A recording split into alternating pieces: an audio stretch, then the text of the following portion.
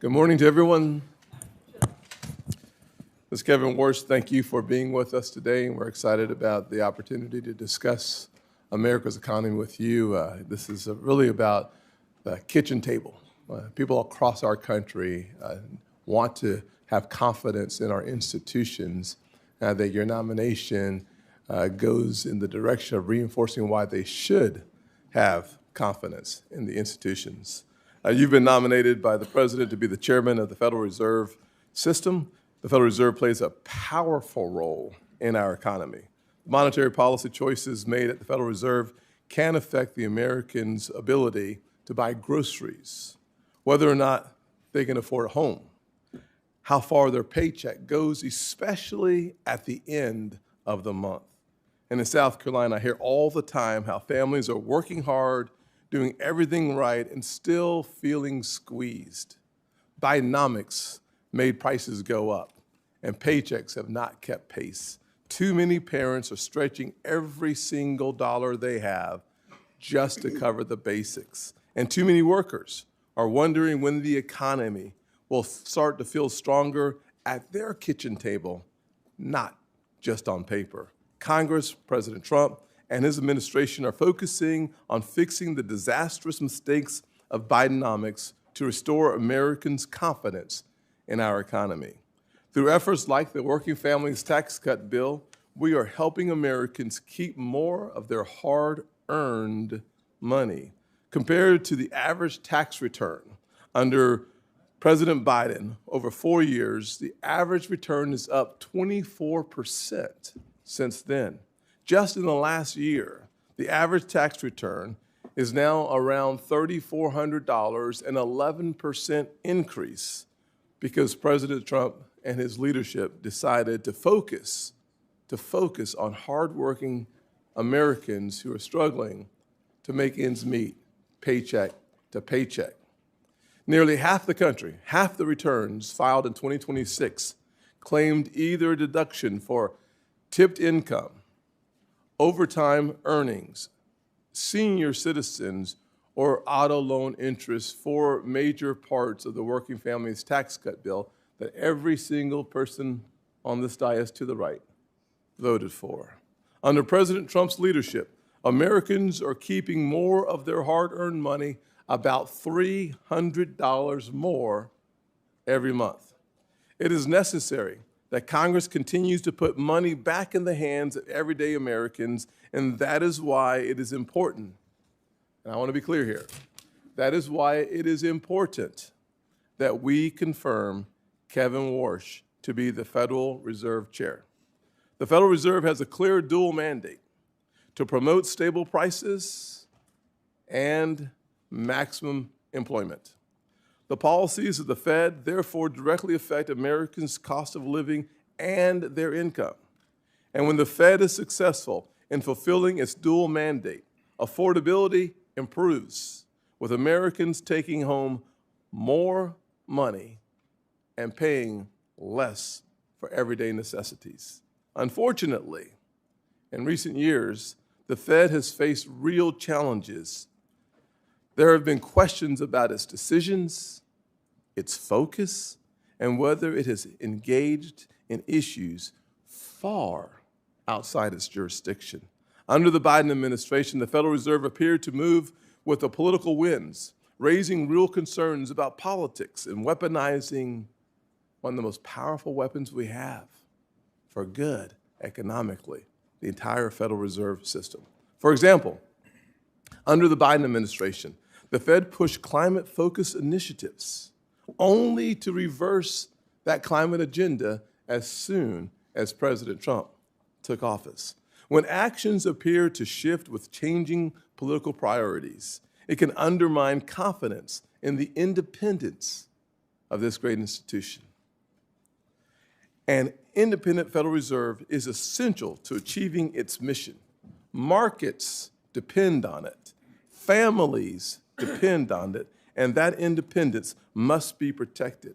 The American people expect the Federal Reserve to stay focused on the economy, not politics.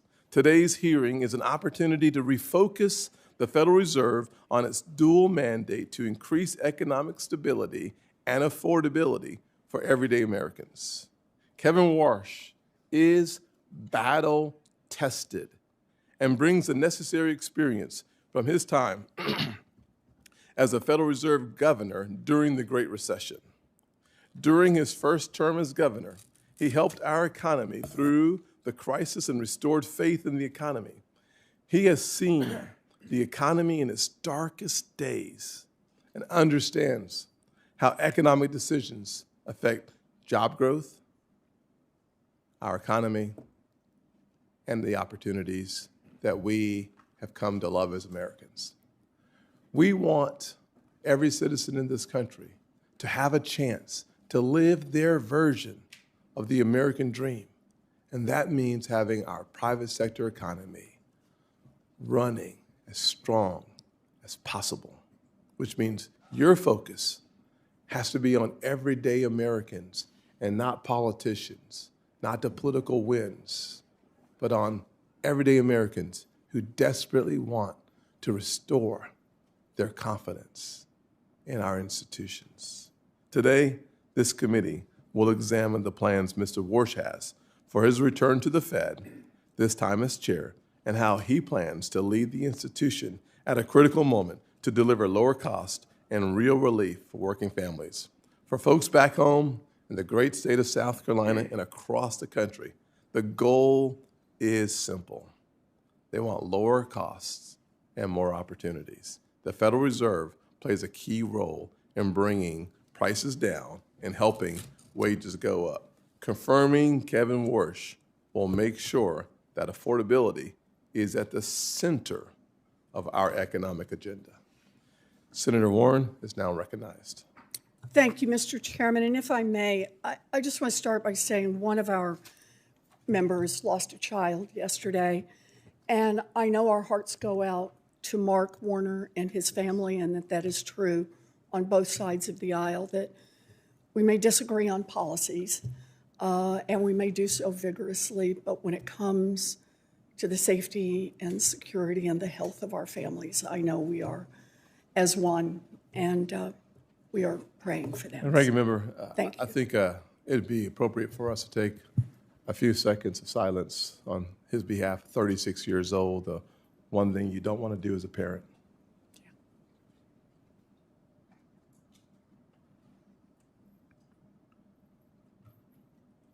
Thank you.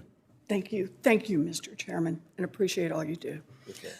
So we should not be having this hearing today. And here's the context. First, over the past year, President Trump has racked up one economic failure after another, and Americans know that. Consumer sentiment just hit its lowest level on record ever. Inflation is rising, and families are paying more for groceries, more for health care, more for utilities, more for housing, all thanks to Trump's chaotic tariffs and one big beautiful bill. And now his war with Iran is putting American troops in harm's way and further driving up the cost of nearly everything here at home. Second, in your testimony, you said it's perfectly fine for elected officials to state their views on interest rates. But that is not what Donald Trump is doing. The president has repeatedly and illegally attempted to take over the Fed. His bogus attacks on Governor Lisa Cook and Chair Powell were designed to threaten all the members of the Fed to do Trump's bidding and open more spots for Trump flunkies. Why try to end the independence of the Fed? Because Trump's economic failures are causing him political problems, and he wants the Fed to use monetary policies to artificially juice the economy in the short term, and this is his last chance to do that before the November elections. Having a sock puppet in charge of the Fed would also give the president access to the Fed's powerful authorities to enrich himself, his family, and his Wall Street buddies. It could mean granting special accounts to his family's crypto company or bailouts to his friends on Wall Street if they get into trouble. In other words, a Fed under Donald Trump's control creates more opportunities for Trump's corruption. Third, the nominee before us today, Kevin Warsh, is uniquely ill-suited for the job as Fed chair.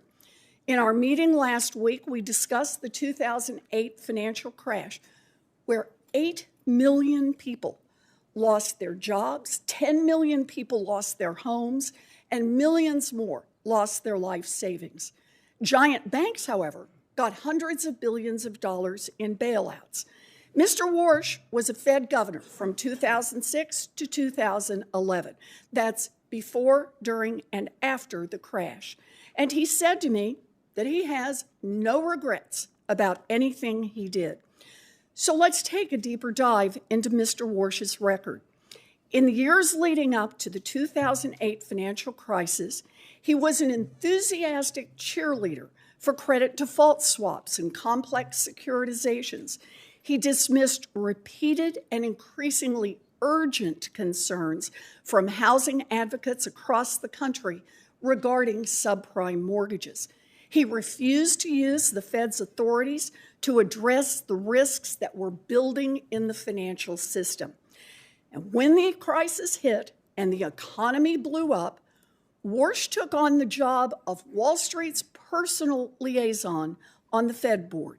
He was quick to respond to concerns from Wall Street CEOs, and he worked tirelessly to arrange multi-billion-dollar bailouts for them with nothing for American families. No regrets, he says, no regrets. After the crash, most people on the Fed saw millions of Americans unemployed, people who had lost their homes, and said now might be a good time to lower rates and make the cost of borrowing cheaper for businesses to avoid more layoffs, and make it cheaper for Americans who are worried about paying their mortgages or their credit cards. But not Mr. Warsh. Nope. He wanted to keep interest rates high, and he sang the same song for more than a decade, even as the economy struggled. When the job of Fed chair became available during Trump's first term as president, Warsh held on to his high interest rate inflation hawk views, and Trump passed him by. Regretful, he soon reversed course and called for the Fed to pause interest rate hikes. Then, once Trump left office, Mr. Warsh flipped again and was even criticizing the Fed for cutting rates in the fall of 2024. But as soon as Donald Trump became president a second time, Warsh reversed himself once more and began shouting from the rooftops about how the Fed should cut interest rates. Evidently, he learned his lesson. This time around, he sucked up to Donald Trump to snag his dream job. Mr. Chairman, last week, every single Democratic member of this committee asked that you postpone this hearing and instead conduct oversight on the president's role in directing bogus criminal probes into Chair Powell and Governor Cook. The Senate should not be aiding and abetting Donald Trump's illegal takeover of the Fed by installing his chosen sock puppet as chair. It's an invitation for corruption and for economic catastrophe. We have the power to stop it, and we should be using that power. Thank you, Mr. Chairman.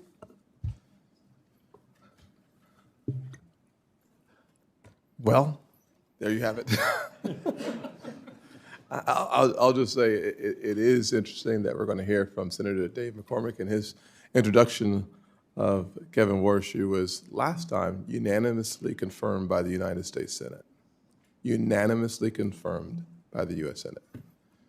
Dave, the floor is yours. Thank you, Mr. Chairman, Ranking Member Warren, distinguished colleagues. It's really a great honor to introduce my friend Kevin Warsh and welcome him and Jane here today. Kevin has been a friend for many years. Winston Churchill observed that for great leaders there comes, and I quote, a special moment where they are figuratively tapped on the shoulder and offered the chance to do a very special thing. What a tragedy, he warned, if that moment finds them unprepared for that which would have been their finest hour.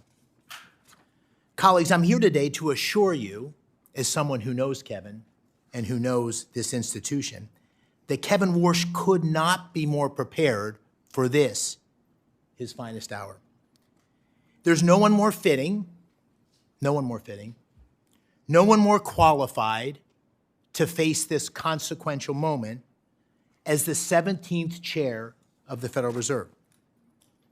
Now, I'm not going to belabor Kevin's academic and professional record.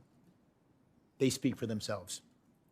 Instead, I'd like to tell you about a man who Dina and I worked with decades ago and who has been someone I've called a friend for almost 30 years. President George W. Bush famously appointed Kevin to the Federal Reserve in 2006 when Kevin was just 35. He was the youngest appointed board member in history. But President Bush saw in Kevin what I believe you will see in him with your questions today. Wisdom that belied his age, now deepened by experience. A moral clarity even in the most turbulent of times. A sharp and independent intellect, further strengthened by decades immersed in unforgiving global financial markets. And a deep, honest understanding of how the decisions made in the marble hallways of Washington affect the lives of hardworking Americans. Now, I, unlike many on this committee, have seen these virtues on display across decades of friendship. I first met Kevin in the late 1990s when he and my younger brother were junior associates on Wall Street. And a decade later, we served together in the crucible of the global financial crisis, I as the Undersecretary of Treasury for International Affairs and Kevin on the Fed board. For nearly 2 years, we worked hand in hand to contain the damage and navigate the country through the crisis. And I know that then Chairman Ben Bernanke relied heavily on Kevin during those turbulent times, and I did too. And I've continued to seek his counsel regularly in the years since. Now, Kevin came to Washington all those years ago as an outsider, an idealistic young man determined to serve his country, one who has succeeded beyond all expectations. And he returns today as the ideal candidate to lead the Fed at this most crucial juncture. If confirmed, Kevin will inherit a Federal Reserve in need of repair and confronting serious uncertainty. An overextended balance sheet, a poor record on inflation, and a weak understanding of the profound opportunities offered in today's economy. He is uniquely suited to confront these challenges. He brings a reformer's heart. He will shake up a stagnant institution at a time when change is sorely needed. He possesses a deep understanding of markets and is trusted by leaders across the financial industry. But he equally understands the real economy. Born and raised in upstate New York, he knows from personal experience how the actions of the Fed can change the lives of working families. It's no small thing. It's no small thing to know firsthand how an increase in gas prices or mortgage rates or an uptick in unemployment affect everyday Americans. The Federal Reserve must not be ruled by pointy-head economists poring over outdated models and reams of market data. It needs a leader. It needs a leader who understands that the Fed's mandate of stable prices and maximum employment serves a higher purpose, the preservation of the American dream. Now, colleagues, Kevin Warsh has lived the American dream. I know in my heart he will always fight to keep that dream alive for all Americans. He is the right man for this pivotal moment, and I urge you not to get caught up in the politics of the moment and support his speedy confirmation. Thank you, Mr. Chairman. Thank you, Senator McCormick. I will now swear in the nominee. Will you please stand and raise your right hand?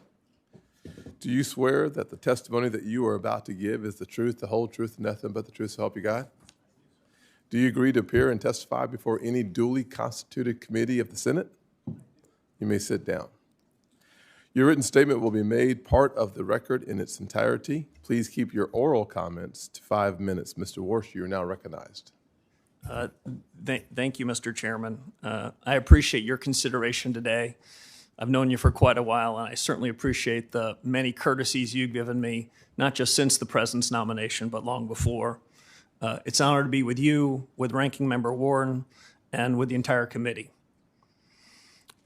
I'm deeply grateful to President Trump for asking me to take on this public trust, because that's what it is, a public trust. The President believes that real economic growth in the U.S. and real take-home pay will accelerate. I share the President's confidence in our country and its people. America's economic growth potential is rising as we sit here today. I'm also especially happy that my wife Jane is here. She's been with me for many of the most important moments in my life. I'm grateful for her love and her personal accomplishments. I reciprocate that with somewhat of my own love, though I'm a little more stoic than she.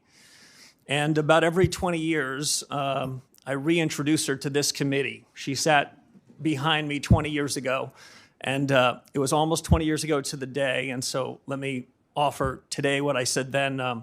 Jane, happy anniversary. I'm also thinking of my late mom and dad. They were paying great attention to this hearing 20 years ago. They're no longer with us, but I was always proud of them and the values they taught me, and I hope they'd be proud of me today. We start today with a note of broad agreement, even though we might have heard different narratives at the outset of this hearing. This is a time of great consequence for the nation's economy. As a former Fed governor and friend or colleague of the last 5 Fed chiefs, from whom I've learned plenty of lessons, I'm particularly alert to the challenges and opportunities confronting the institution that I cherish, the Federal Reserve. To the President, to the Congress, the nation, I owe my best judgment and my most faithful efforts in serving the mission that you and Congress assigned to the Federal Reserve, including full employment and stable prices. The American people are counting on the Fed to deliver on its commitments, perhaps now more than ever. The real highlights of my life are not on my resume, as Senator McCormick said. They include the individuals with whom I worked and from whom I learned. I graduated from high school in upstate New York. I had some exceptional teachers there and some brilliant classmates. I've learned we're lucky in life if we start out with good influences in learning and in character. A public school education gave me both of these, and I'm grateful. I made my way to Stanford and found myself in the company of some of the most highly accomplished economists and policymakers. George Shultz, former Secretary of State and Treasury, was among the great patriots at the Hoover Institution, who I came to know as a teacher, mentor, and friend. He passed away right after COVID at age 100, but I still feel him with me. I could not have imagined a better formative experience than working from and learning from folks like him. I could tell you about all the things I learned, but maybe the most important was to be around people completely devoted to the ideas and ideals of our country. Silicon Valley in the early 90s, another fitting backdrop for all the things we confront today. I found myself in the right place at the right time. The U.S. was at the vanguard of a new era of technological leadership, and I just looked out my door to see it. Now, in the last 15 years, I've gained deep experience in macro and in markets, working with Stan Druckenmiller. He never held a position in government, but is no less a patriot. He never got a PhD in economics, but I don't know a finer economic thinker. Without their guidance and the guidance of Condi Rice, my friend and I should say my boss at the Hoover Institution, I doubt I would be sitting before you today as the President's Fed Chairman nominee. But I'm certain of one thing. Absent their tutelage, absent their example, I would not be as prepared for the urgent, mission-critical task at hand. In between these bookend experiences, I served quite a while ago as a governor at the Federal Reserve. At the onset of the financial crisis, as Senator Warren said, our central bank played an indispensable role, and we benefited enormously from the credibility that our predecessors had built up and passed down to us, governors of the Fed at the time. In these unusual and exigent circumstances, I saw the Fed and its people at their very best. But I also witnessed an institution that was tempted to play a larger role in the economy and society. So let me be very clear. Monetary policy independence is essential. Monetary policy makers must act in the nation's interest. Their decisions the product of rigor, deliberation, and unclouded decision-making. And as Senator Warren said, I do not believe that independence of monetary policy is threatened when elected officials state their views on rates. Fed independence is up to the Fed. That has three implications. First, Congress is tasked with the mission to ensure price stability. Inflation is the Fed's choice. Second, Fed independence is at its peak in the conduct of monetary policy. And third, as the chairman said, the Fed must stay in its lane. I'm committed to ensuring that the conduct of monetary policy remains strictly independent, equally committed to work with the administration and Congress on non-monetary matters that are part of the Fed's remit, and I commit myself to accountability. Finally, I'll just say this, Mr. Chairman. Milton Friedman had a phrase that always stayed with me. He always worried about government officials that lured and hung around with what he called the tyranny of the status quo. Status quo practices and policies are especially harmful when the world is changing this fast. If confirmed as chairman, I will be faithful to the Constitution, to the Federal Reserve Act, and to the very best of the Fed's traditions. I believe a reform-oriented Fed can make a real difference to the American people. And if confirmed, I will seek to create an environment in which the best people do their best work. Candor and goodwill will go a long way in pursuing those objectives. And I suspect this hearing, Mr. Chairman, will put us to the test. It's a real privilege to be here. Thank you, sir. I will say that we typically stick to a 5-minute opening comments. I would encourage all of us to stick with our 5 minutes as it relates to our question and answers. We have full attendance today, and it's going to be really important for us to stick as closely to the 5 minutes as possible. If we go over by much, you'll hear me, which is an indication that you're already over, and I'll do my very best to keep us on time.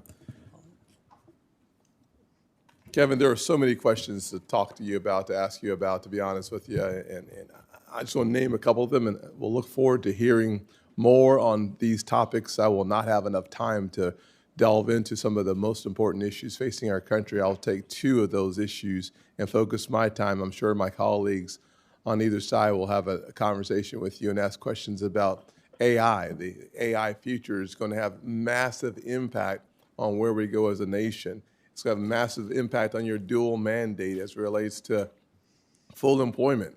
Our production may go up while our employment stays flat. So this is a really important question that at some point we should delve into. I also think that someone should spend some time talking about our balance sheet. We have nearly a $7 trillion balance sheet at the Federal Reserve. Too much attention has been paid to your balance sheet and not enough attention has been paid to the nation's balance sheet. And I think it's really important for us to dig into that issue as well. Digital assets, the future of finance in the world seems to have a major component of it being digital assets. The market structure legislation we don't want your comment on, but the important role of the blockchain in the future is another really important part of the future of our economy. I will spend some time talking about affordability and the importance of the independence of the Fed. One of the things I've appreciated about your previous comments is the importance that you have placed on the dual mandate, stable prices, which typically comes through the form of interest rate changes, as well as promoting maximum employment. I think those two will become more challenging in the current environment, one obviously, the second one being the AI and the future of full employment. You've criticized the Federal Reserve for getting too big, mismanaging inflation. I'm sure you know the definition of transitory, so I won't ask you, but I've got a feeling you know, and some of your predecessors did not. Compromising the independence of the Fed. I think we should spend more time on finance, less time on climate change, on politics, on who is or who's not in charge.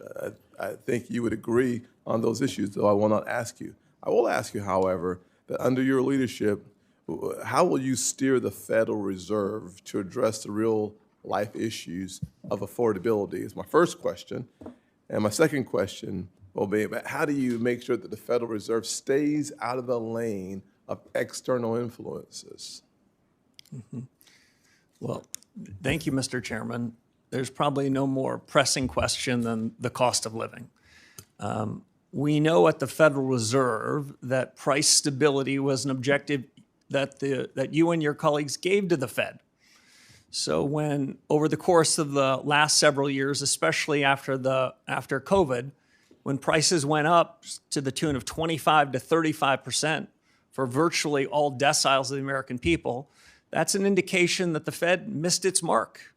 And we are still dealing with the legacy of the policy errors in 2021 and 2022.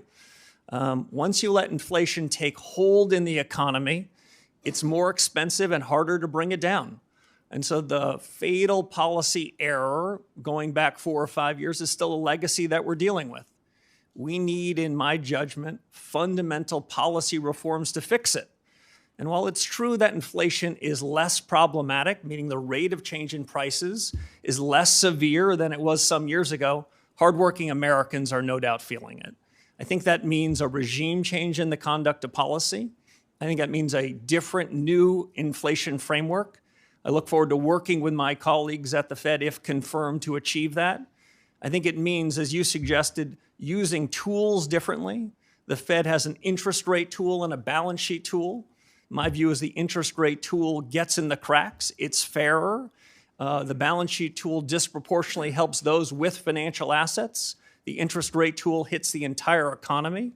So we need a new framework, new tools, and I'd also say, Mr. Chairman, new communications. Yes. I think part of the reason why, after making a mistake in 2021 and 22, the mistake was compounded is the Fed gives its forward guidance. The Fed tells the whole world what their dots are going to be, what their forecasts are going to be. Well, the Fed's human. Then they hold on to those forecasts longer than they should. I think if the Fed were to wait until it gets into a meeting before making a decision, that incremental deliberation can keep the central bank from compounding its errors. I think these are big changes that are needed, and if confirmed, I look forward to doing it. Thank you very much. Ranking Member Warren. Thank you, Mr. Chairman. So the Fed has been plagued by deeply disturbing ethics scandals in recent years involving at least 6 Fed officials. So it's critical that the next chair have no financial conflicts, none. You have more than $100 million in investments that you have refused to disclose to ethics officials and to the public. So let me ask, do the Juggernaut Fund or the THSDFS LLC invest in any companies affiliated with President Trump or his family, companies that have facilitated money laundering, Chinese-controlled companies, or financing vehicles established by Jeffrey Epstein? Senator Warren, thank you. So let me first share a point of agreement with you. The Fed has 2 tools. One is its monetary policy, and the second is its credibility. And the scandals that you talked about, the ethics Mr. problems Warsh, you I talked appreciate about, that, but I have went to the very core of the limited credibility time. that has hurt the Could Fed. you answer my question, please? I asked. You have $100 million in undisclosed assets. And what I'm asking is, are any of those with this outfit that invests in companies affiliated with President Trump or his family, companies that have facilitated money laundering, Chinese-controlled companies, or financing vehicles set up by Jeffrey Epstein? It's a yes or no question. Senator, I have worked tirelessly with the ethics officials at the Office of Government Yes, Ethics. and you have not come to an revealed ethics agreement $100 with million them and in have assets. agreed, Senator, to sell all of my That's not financial my assets, question. Mr. including Warsh, are the you Duquesne refusing assets. to tell us if you have investments, for example, in vehicles set up to advance Jeffrey Epstein? Is that what you're telling us? You just won't tell us? Senator, what I'm telling you is that those assets that you represent as Juggernaut will be sold if I'm right. confirmed Let me before I take follow up. office and sign the oath of office. Let me follow up on that. Will you at least disclose how you plan to disclose and divest these secret assets? I'm sure you understand that the public might question your motives if, for example, billionaire Stanley Druckenmiller, who you honored in your opening statement, and who makes a living guessing what the Fed will do next, cuts you a massive check for $100 million as you take the oath of office to become the new Federal Reserve Chair. Senator, as you know, it sounds like your fight might not be with me, but the Office of Government Ethics. I have come to full agreement with them and have agreed to divest all of those assets, I'm asking you especially a very those that you straightforward referenced question, before I Mr. take the Warsh, oath of office. and that is, will you disclose how you divest those assets, or will you just collect a check for $100 million from someone whose whole business is betting on what the Fed will do? As I said to the ethics officials at the Federal Reserve and the Office of Government Ethics, I'll they agreed, take that as a I would no be as well. redeeming my So assets Donald before Trump I take has office. made clear that he does not want an independent Fed. In fact, he has said, and I quote, "Anybody that disagrees with me will never be Fed chairman." And he's made clear that you are his sock puppet, saying last week that interest rates will drop, quote, "when Kevin gets in." Yeah, I think they do. Not when economic conditions change, we'll get lower rates. Not when the economy needs it. Nope. He said, when my guy, Kevin Warsh, is in there, we'll get the interest rates that I, Donald Trump, wants. So independence takes courage. Let's check out your independence and your courage.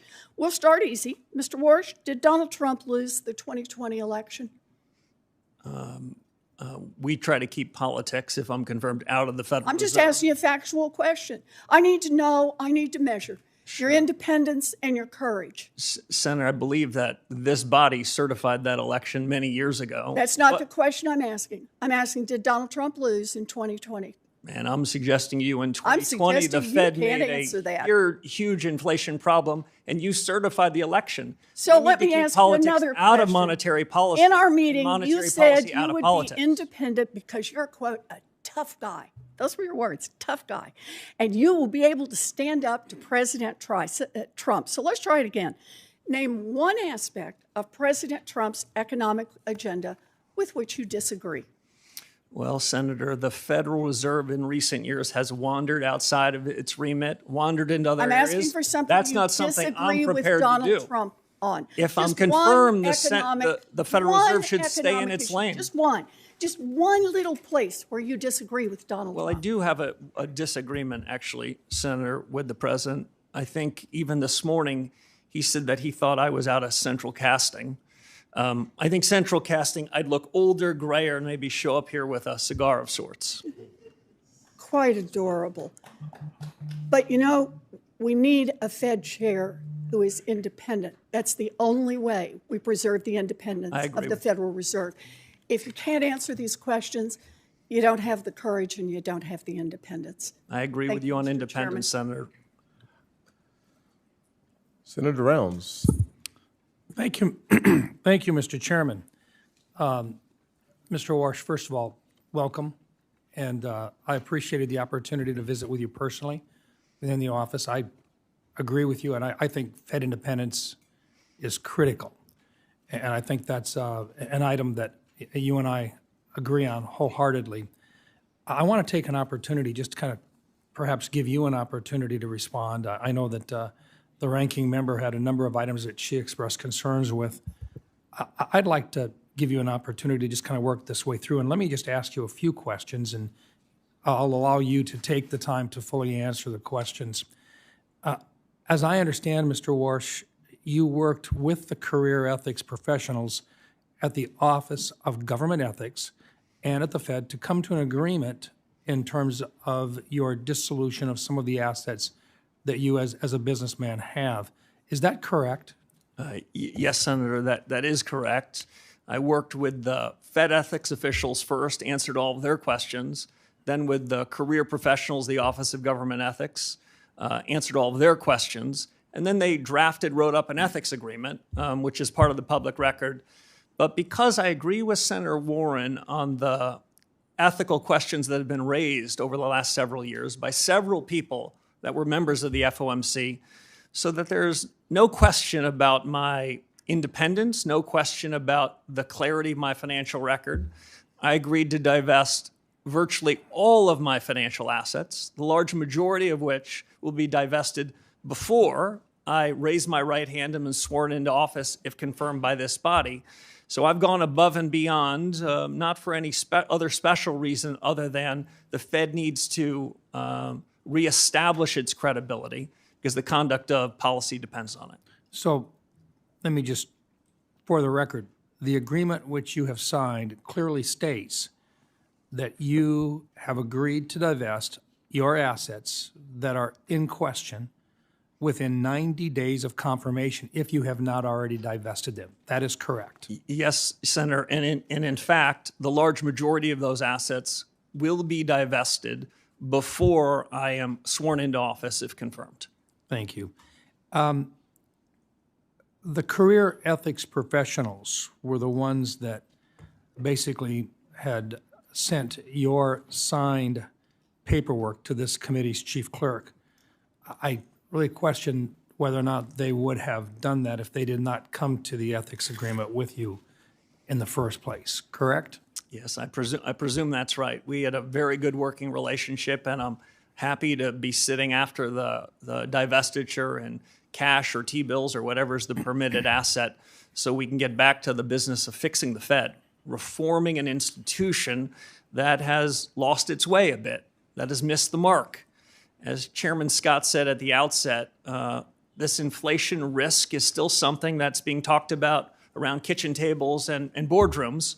My preferred definition of stable prices is a little different than most academics. I believe that price stability should be a change in prices such that no one's talking about it.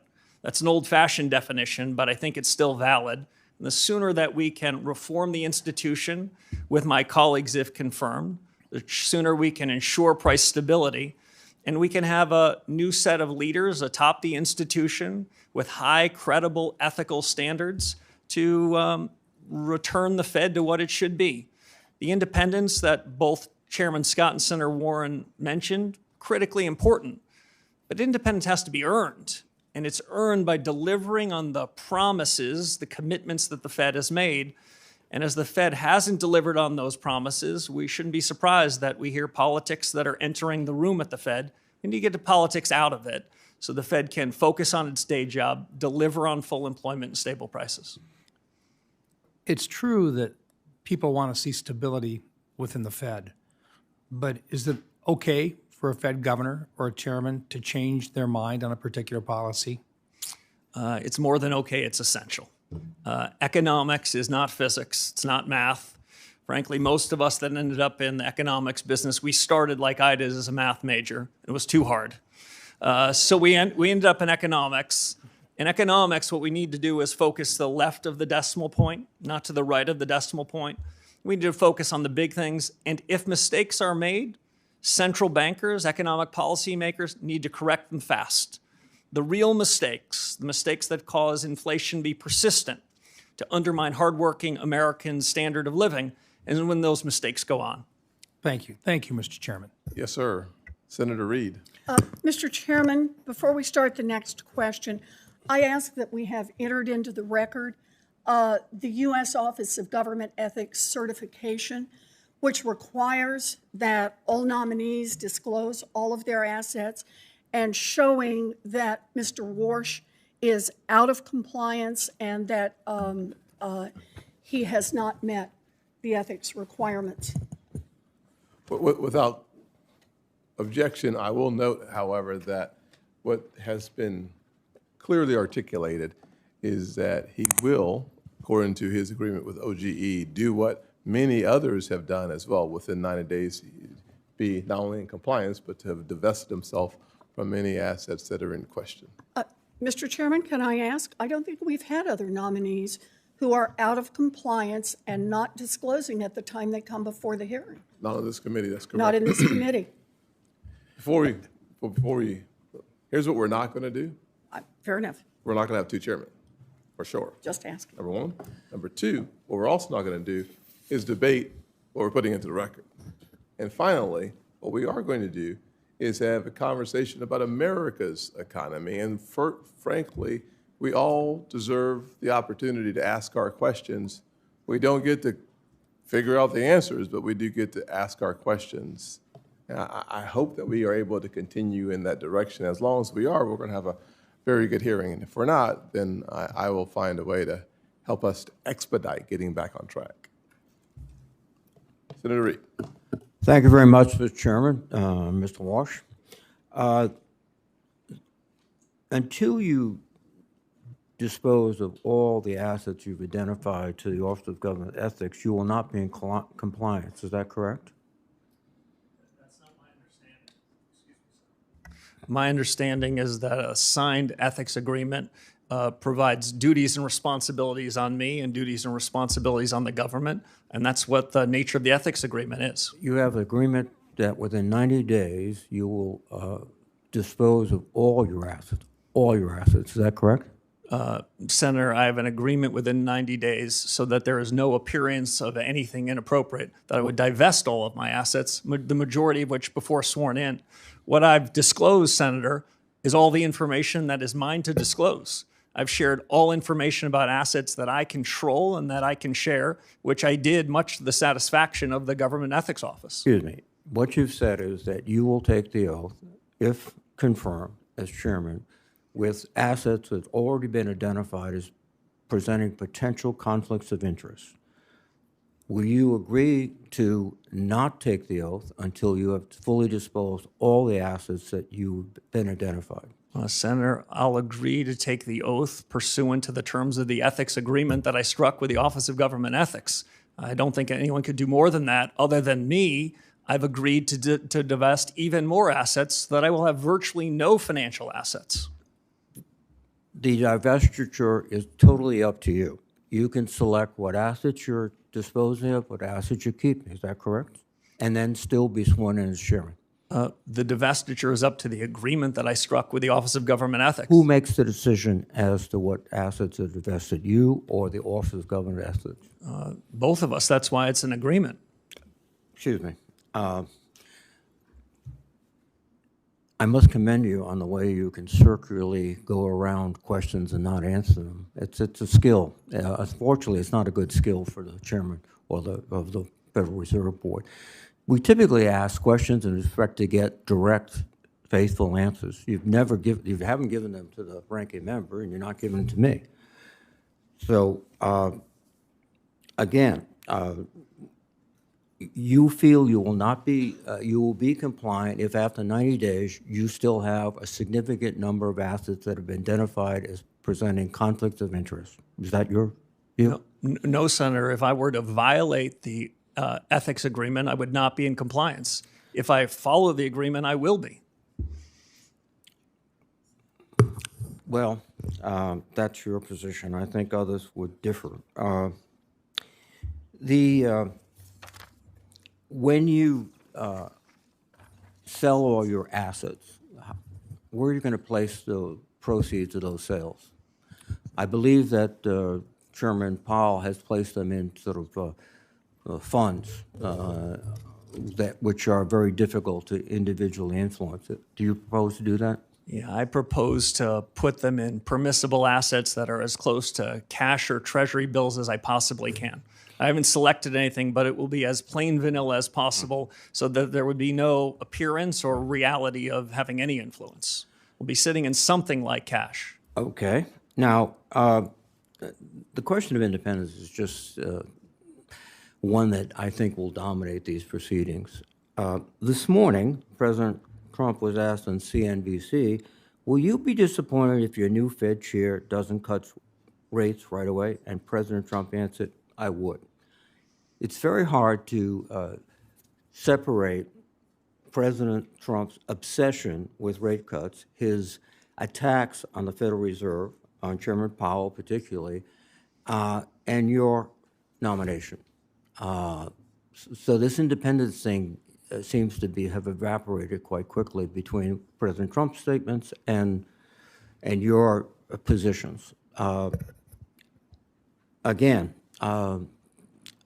you maintain you'll be independent of President Trump? Yes, Senator, I do. Well, President Trump constantly maintains that nobody's independent of him, that it's his morality that guides the whole United States government, including the Federal Reserve, and that you will be someone who will carry out his wishes. Frankly, do you suspect that he chose you because you indicated to him that you want to cut rates? Senator, I don't know the reason for the president's choice, but I can tell you what I've been writing about for 15 years and what I said to the president, which is you're going to cut. I'll cut rates if you give me the job. No, that's not what I said, Senator. Now, the president, as you might know, much like virtually all presidents I've either known or studied, presidents tend to be for cutting rates. I think the difference is President Trump expresses it quite publicly without surrogates or subterfuge, but presidents want lower rates. But Fed independence is up to the Fed. Fed leadership has to make a decision about what's the right thing to do. No. In my judgment, You're a leader. You're the leader. You establish the moral and ethical standards and economic principles of the Fed. And you just pass it off to, well, you know, it's not my job, it's everybody's job. That means it's nobody's job. Thank you. Senator Tillis. Mr. Chair, before my time starts, can I make a parliamentary inquiry? Certainly. I want to make sure that we get this right because I'm not an attorney, but I think it's pretty important to suggest that according to Mr. Warsh, he has signed an agreement that is in compliance provided that he executes the agreement. Correct. So we should not have into the record that he is before us out of compliance because you stipulated that what Senator Warren said was a first of a kind here, but he is not out of compliance. He has agreement that if he executes, will be in compliance. That's why he's properly before us. And I just want to make sure for the record that that is clear. Yeah, very clear. Well, let me just say it. I'm going to reiterate what you just said, but I was writing it down myself. The Office of Government Ethics has entered into an agreement with Kevin Warsh that he has up until 90 days after confirmed to divest of his assets. So the word, I mean, to non-attorneys here, I heard someone say he's before us out of compliance, and that's why I checked with the staff to be absolutely certain. He is properly before us. He will be in compliance if he executes agreement that addresses the concerns that have been presented by some of my colleagues on the other side of the aisle. I just want to confirm for the record that that is in fact accurate. So if we're doing a matter here of, is this parliamentary inquiry? Is that what this is? I've made a parliamentary inquiry, so I'm not burning my time on something that I thought felt like a cheap shot to say he's out of compliance when in fact he's not. Then I'd like to ask the other question, and that is, have we seen this agreement? Do we have any way to verify that, in fact, these sales will occur if we have no idea what's in them and no one has told? And let's remember the law for a minute.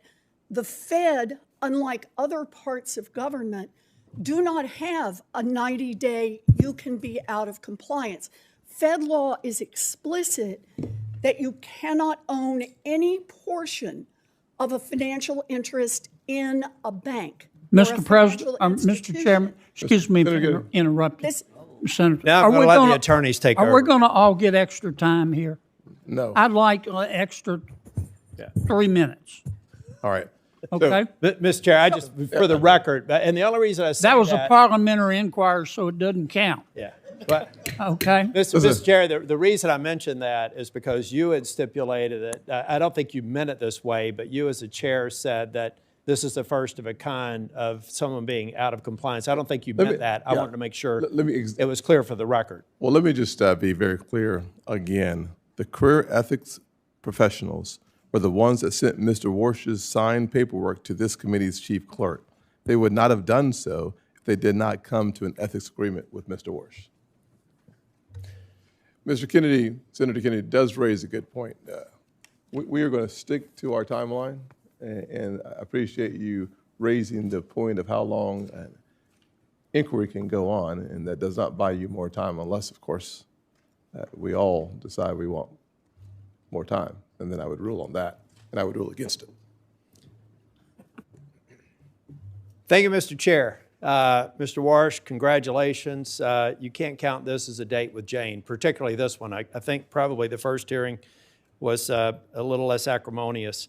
I'm not going to ask you anything. You can take a break and get ready for the bludgeoning on the other side. They're going to beat you till you bleed, and then they're going to beat you for bleeding. I'm going to talk about what's preventing me from being in a position to vote for you until we've spent time together in my office. You have extraordinary credentials. They're impeccable. I think the way you're dealing with the ethics issue is strong. Problem I have is where we are right now. And I start by saying I loved your opening statement. I love your focus on the independence of the Fed. I love the idea of Fed independence with respect to achieving the dual mandate, but Fed transparency on so many other things that the Fed does that, frankly, we're all frustrated with, bank examination, supervision being some among them that I think we should have more insight into. Mr. Chair, I'd like to submit for the record 2 executive orders under President Trump, one in 2020 and one in 2025, talking about making federal architecture beautiful again and focusing on trying to preserve the integrity of old buildings. Without objection. Thank you. And Mr. Chair, I will be submitting an analysis, but if we can go to slide 2. And turn it up right. Much has been made about the building project that has Chair Powell under investigation. I'm not going to get into the details except to say that I used to work for a firm that did audit and compliance, so I'm naturally wired to go back from the ground up and figure out what the deal is. Here's what I know. The Martin building has been conflated into this project to make it a $4 billion building. Even if you put the Martin building in, it's a $3 billion building. The reality is, what we're talking about is the Eccles building and the East building, for which, bring that up higher, Jack, you're a tall guy so people can see it. These are the overruns. And these overruns occurred in part because the cost of inputs went up 69% since the original estimate. Asbestos was identified. Remediation was required. Pylons had to be built underneath the building because it turns out they used it as a landfill and they had a water table issue. There were a variety of reasons why this building went over budget. And as a matter of fact, if we put everybody in prison in federal government that had a budget go over, we'd have to reserve an area roughly the size of Texas for a penal colony because of the way government projects work. And the reality is the overage of inflation adjusted was about $730 million, the majority of which seems to be legitimate. Next slide. Not acceptable, unfortunate, but legitimate.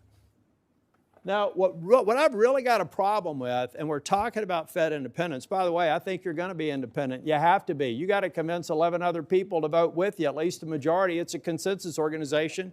You try to get the majority to. Most of these votes are 11-1. So if anybody thinks the president can appoint somebody and you unilaterally can control things, you're going to be an unsuccessful chair if history is any guide, and you've served under some of the best. So I know you're going to do it right. The problem that I have here is that we had some U.S. attorney with a dream or assistant U.S. attorney thinking it would be cute to bring Chair Powell under an investigation just a few months before the position was going to be open. This happened this year. Normal course and speed. Here's how it works at the Fed. May the 15th, the term would have expired. We'd be having this hearing. You'd be getting confirmed. Custom also suggests that the sitting chair, even though he has 2 years left on his term, would have exited. But instead, we have somebody who thinks a building project that went over by about $700 million with a lot of what seemed to be justifications for it are holding up this whole process. It sounds like to me somebody over in the DOJ didn't even check with the boss. The boss said on the same night that I said I can't go forward until this bogus investigation is done with, said he didn't know anything about it. So we've got people in DOJ over in the D.C. circuit or the D.C. district doing these investigations.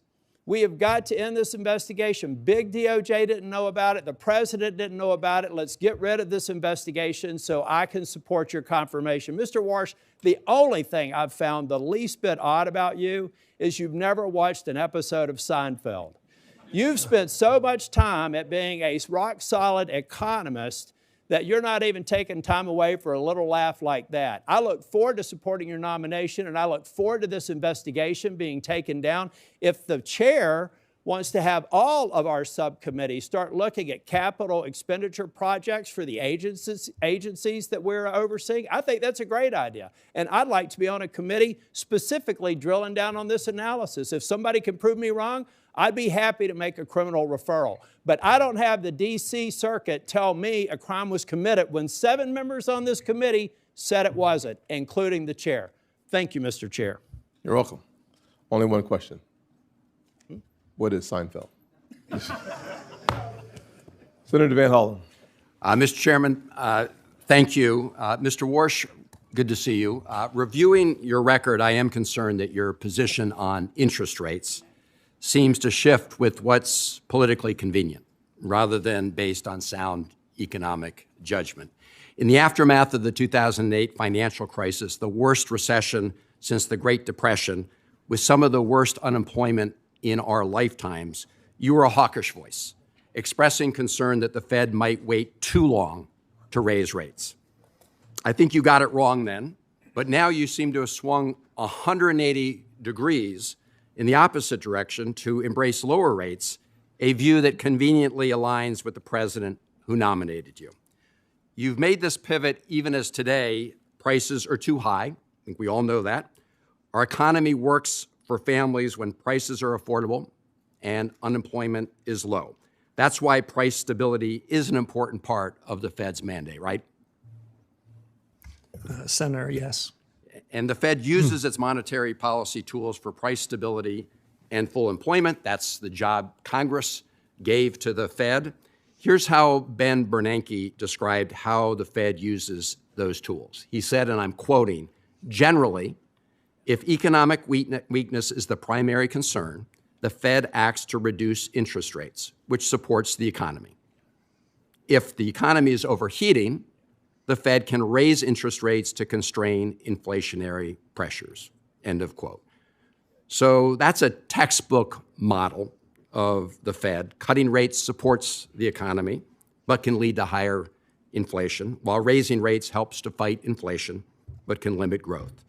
Do you agree with Chairman Bernanke that that's generally how the Fed can use monetary policy to affect the economy? Senator, I do agree generally with that proposition, but I'll note at a moment like this, the supply side of the economy is changing dramatically. So the core of what Chairman Bernanke said is a question about what's the economy's potential. As I said in my opening remarks, I think the economy's potential is growing quite quickly, and that makes the decision that you tee up to be a difficult one, and one that the Fed's going to have to dig deep in evaluating what's the right policy choice in the upcoming meetings. Well, I want to push you a little bit on that in a moment, but right now the Fed has set its main interest rate at 3.5 to 3.7%. Last December, President Trump told the Wall Street Journal he wanted to cut rates to 1% and maybe lower than that by the end of this year. So just to better understand how you think about economics, in the economic model Bernanke laid out, let's say there's an economy with decent growth and no recession. If the central bank were to cut rates from 3.5 to 1% or lower, a massive cut, that would typically push prices up, right? Senator, unlike many of my colleagues past and present, I don't believe in forward guidance. I don't believe that I should be previewing for you what a future decision might be. I think it's essential that the Fed make decisions in the room. Mr. Warsh, I'm not asking you what decision you would make. Obviously, that's going to be up to you. I'm asking you for the framework in which you think about these things. And it seems a pretty straightforward question about what would happen if we reduced interest rates by the end of this year to 1% or less. And under the Bernanke model, and I think almost every economist or most economists would say that that will drive up prices. And so that's what I'm asking you. Would you agree that that would likely drive up prices? So, Senator, the Fed has two important monetary policy tools. One is interest rates, and the other is a balance sheet that we created in the 2008 financial crisis. Those tools should be working in concert, not at cross purposes. So it's hard for me to isolate one variable when we'd have to have a discussion on the other. All right. But generally, sorry. Well, let me just say this was a pretty clear question about the framework in which these decisions are made. I have heard you talk about how AI may change that calculation. Yes. I will just say, and I think you know this, I mean, I have this, the Financial Times pointed out the economists reject Kevin Warsh's claim that the AI boom will enable rate cuts. And I find it just implausible to suggest that by the end of this year, AI would produce such increases in productivity that it could reduce in a rate cut to below 1%, and you can't tell me that that would very likely increase prices. So, Senator, can I say two things? First, Senator, sorry.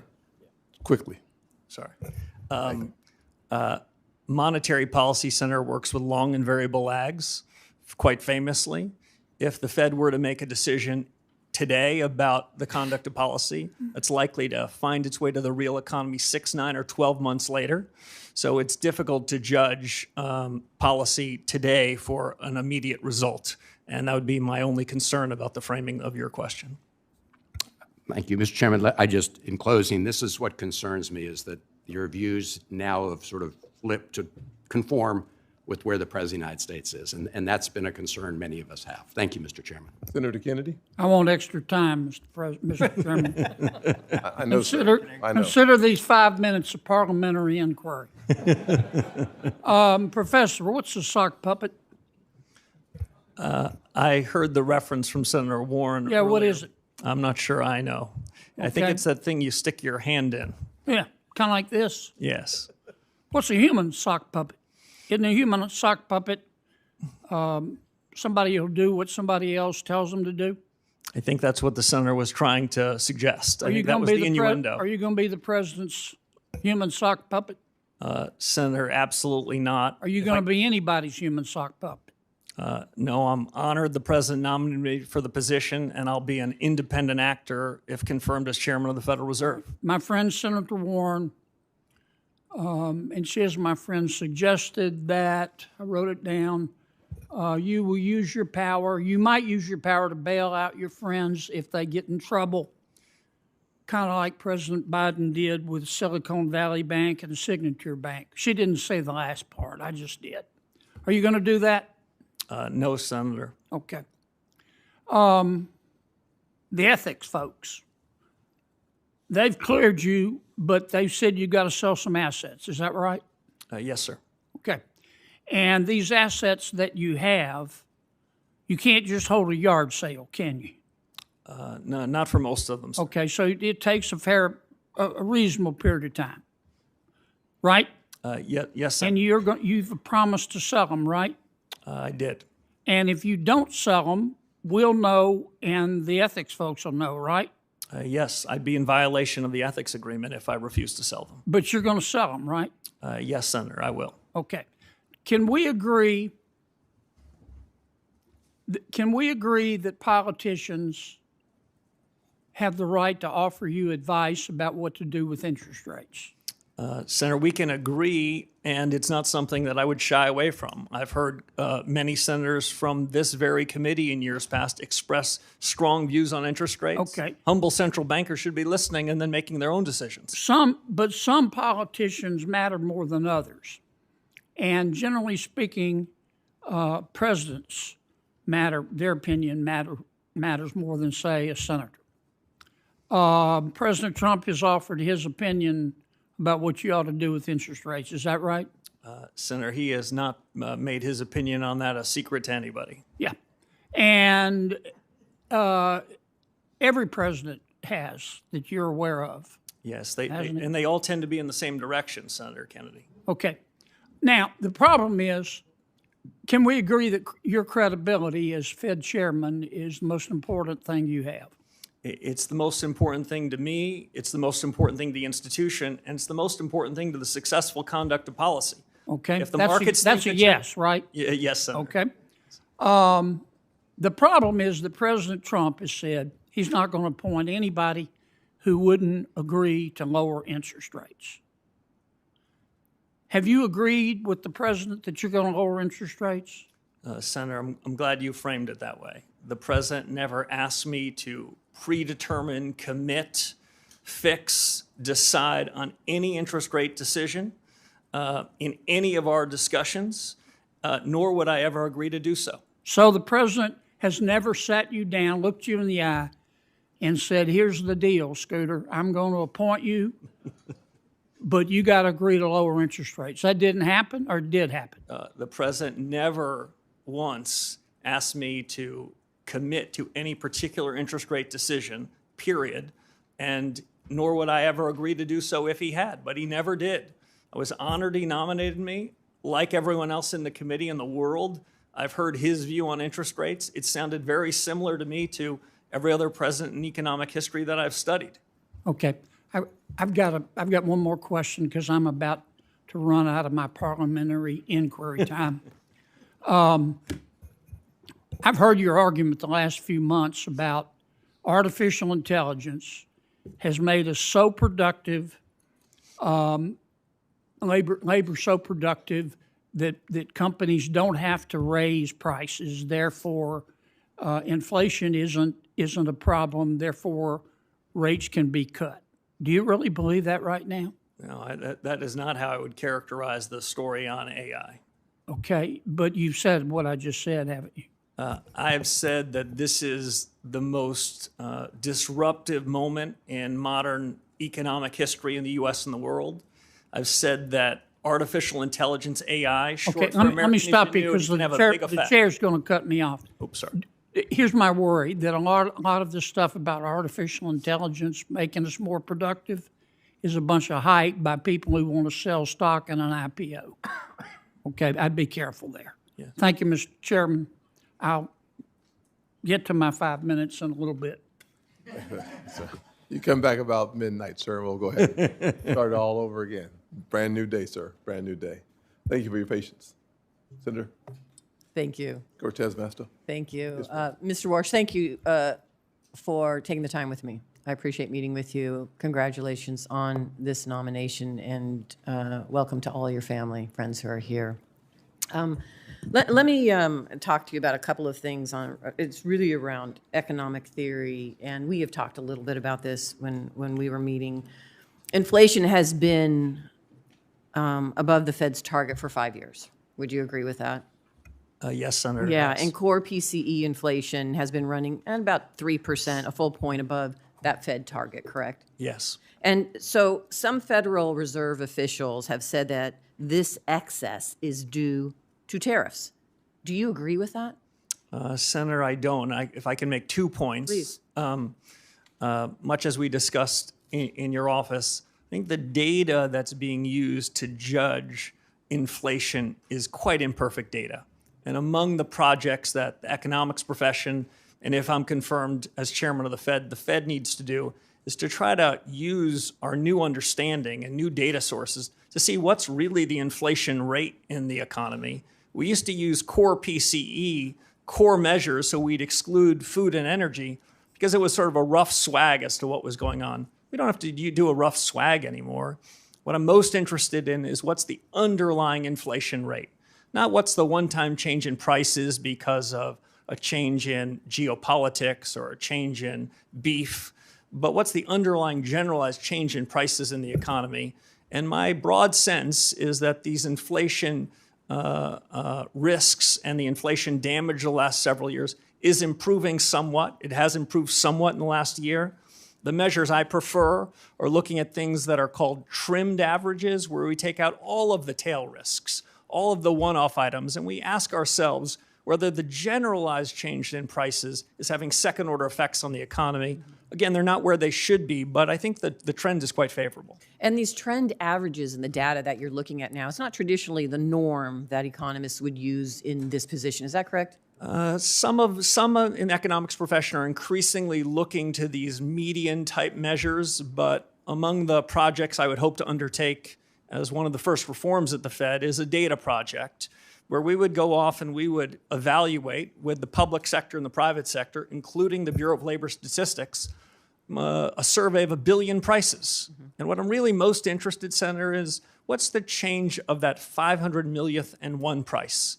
Because that's inflation. That's a change in the generalized level. In a market economy, prices change all the time, and I don't want to be confused by that. I want to know what inflation really is, and I still think there's some work to do.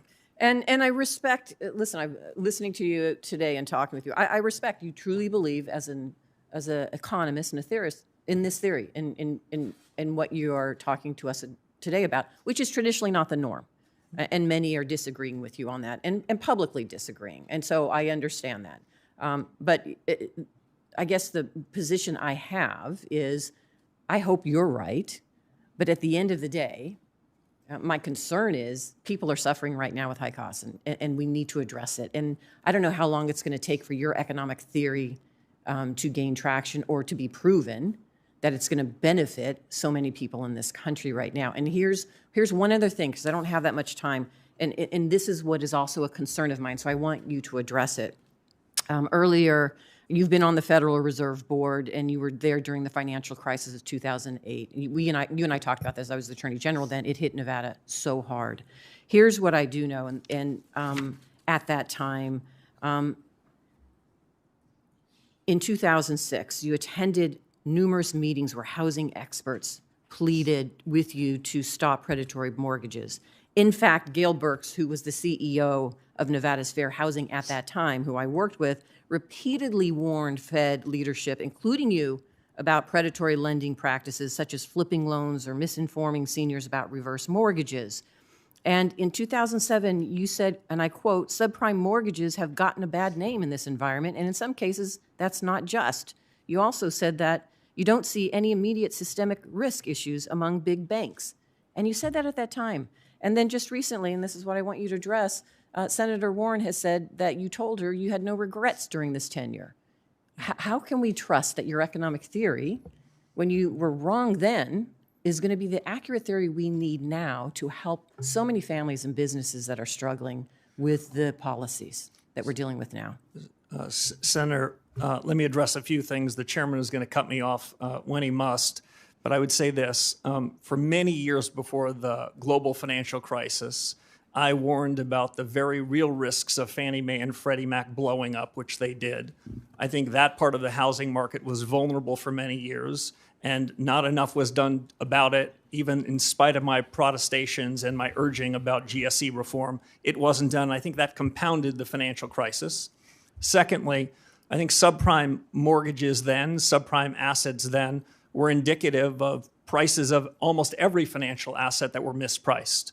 What I suggested then and what I believe now is that subprime mortgages were just indicative of a set of prices that were incorrect, and they all repriced. Just to give one fine example before I turn to the chairman. Perhaps no examples right now. Okay, sorry. Let's go to Senator Thank you. Haggerty. I want to give you the opportunity to finish that exchange.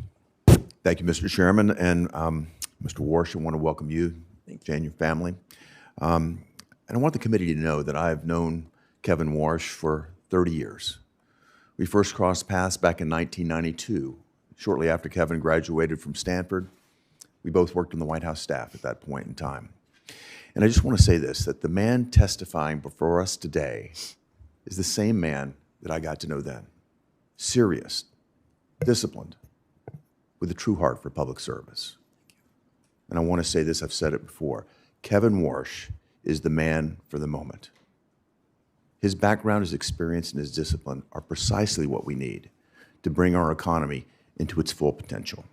I'm delighted to see him here today as we both reinforce competence here at home and do the same thing abroad. And if I think about Kevin's qualifications, think about the contrast with the nominations that we saw with the last administration. I think this committee will recall that President Biden nominated a prospective federal bank regulator, frankly, a graduate of Moscow State University in Russia, who advocated for replacing private bank deposits with retail accounts held at the central bank. Those who might criticize Kevin for his private sector success miss the point. Kevin's experience is not a liability, it's an asset. It brings a practical understanding in terms of how markets function to bear, how capital is allocated, and how policy decisions shape the real economy. Mr. Warsh, how will your experiences in both the public and the private sector shape your governance of the Fed should you be confirmed? Senator, thank you very much, and thanks for the kind introduction. For your colleagues on this panel, Senator Haggard and I shared a desk in 91 and 92, so I've known him for a very long time. I think my prior experience at the Fed, which some of your colleagues made reference to, are going to allow me to hit the ground running. This is as consequential a moment for the U.S. economy and, frankly, for the institution as any point since the late 1970s. And so my experience at the Fed, my understanding of the people, the culture, the governance, and of the things that are ripe for reform are going to give me a leg up. We don't have a long time to do new studies and contemplate what reform should be. We have a short window to try to bring inflation back down to where it should be to ensure price stability. And because AI that Senator Kennedy referenced is so consequential, and AI is quickly becoming at something like escape velocity, it's important to revisit the Fed's models and see whether this innovation cycle, while it could have over time improvements in the price level and make the Fed's job on inflation easier, there's a question about what that means for employment, which is another part of the Fed's mandate. So I think that's part and parcel of what my background and suggestion and history would suggest. But if I can make one other point, what the Fed needs is a reform to its frameworks and reforms to its communications. I've seen what the Fed's done well, and often I'll give them one cheer or two, but now more than ever, the Federal Reserve needs 3 cheers, and that's what I hope to deliver. Well, let's stay on this point, particularly, and you've mentioned this in your commentary, the point of the Fed's mission creep over the years. If you think about what the Fed has done, they've strayed into what I would call politically contentious areas. They've gone well beyond their core mandate. And we've seen this across the Federal Reserve System. And what the Fed has done is eroded its credibility as what it should be, which is an apolitical and independent central bank. In bank regulation and supervision, the Fed's focused on non-material and often politically charged areas. I'm thinking about climate change policy here. Elsewhere in the Federal Reserve System, we've seen regional reserve banks used as platforms for promoting very divisive partisan policies. There I'm thinking about DEI, climate policy, even racial reparations. The Minneapolis Fed even went so far as to publicly lobby for an amendment to a state constitution on education policy. How far beyond the remit can they get? In the 2020 Monetary Policy Review, the Fed even sought to redefine its legislative mandate of maximum employment as a broad, quote, broad-based and inclusive goal, close quote. I mean, that's tacitly understood to mean that the Fed should accept higher inflation to privilege select groups of Americans. And while the Fed undertook this social engineering, it also financially engineered a massive footprint in our market. QE provided near unlimited bid for government debt, which of course made it easy for us to subsidize more government debt here. It subsidized government financing, and it encouraged, frankly, what I view as very reckless federal spending. In each of these examples, we see a clear pattern. The Fed has strayed beyond its core mandate to encroach upon policy decisions that ought to be left to those of us that are democratically accountable. Mr. Warsh, the Fed's own actions have eroded its credibility. What do you think should be done to regain public trust? Senator, robust reform. The Fed can deliver on the mandate that you gave it if it sticks to its knitting. As it wanders into areas upon which it has neither authority or expertise, it loses its focus. And I'll just give one example. In 2020, as you reference, when the Federal Reserve changed its inflation framework in August of 2020, inflation was running at around 1.72%. And the Fed changed its framework, rewrote in some sense the remit you gave it, and they asked for a little more inflation. They ended up with a lot more, and that was the foundation for the inflation surge that happened in the subsequent years, which we're still living with. Thank you, Mr. Warsh. Thank you, Mr. Chairman. Senator Smith. Thank you, Mr. Chair. Good morning, Mr. Warsh. It's still morning. Let me start with this. I think you have said that you have confidence that this economy has potential. I think that's fair to say. And you've also said that this is a time of great consequence for the nation's economy, perhaps one of the most significant hinge points in a couple of generations. That's fair to say? Yes, Senator. Thank you. And so I agree with that. And I actually want to go a bit further because I think that it seems to me that this economy is amazing for rich people, people who have a lot of capital. And in fact, we can see in 2025, billionaire wealth grew 3 times faster than the average rate of the previous 5 years.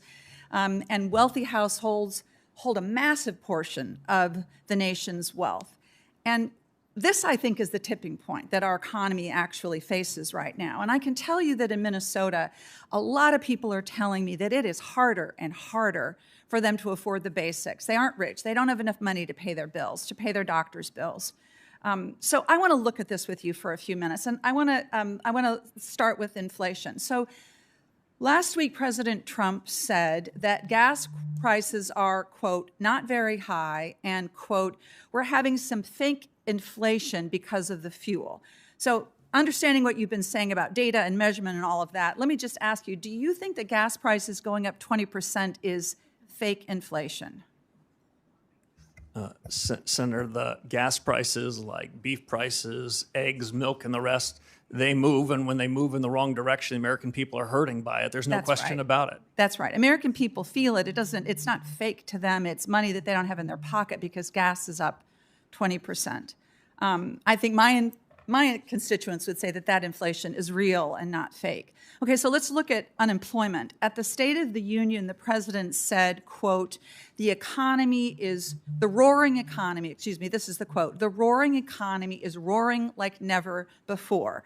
So do you agree with that statement? Is that how you see the economy, that is roaring like never roaring before?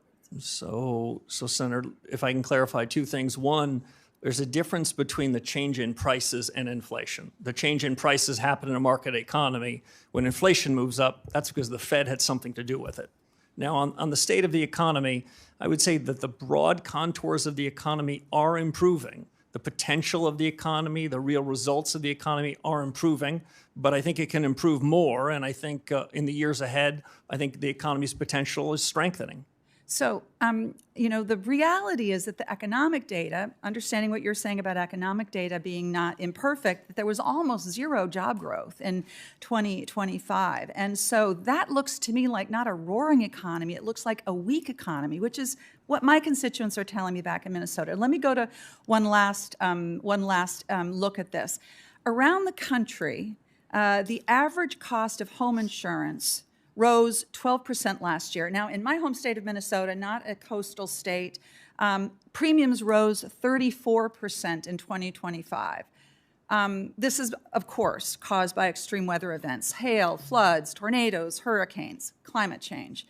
So is that inflationary, in your perspective? Is that increase in home insurance, property and casualty insurance, isn't that inflation? So, Senator, if I can answer 2 questions that I think I heard, and we talked about both of these in your office. When we look at the payroll numbers every month and we ask ourselves whether it's good or bad, the job you gave to the Federal Reserve is to ensure we're at maximum sustainable employment. I think broadly speaking, the economy is running about close to full employment, though we never know what the right number is. So if Americans that want a job can find a job, then by the Fed's metric, we're at full employment.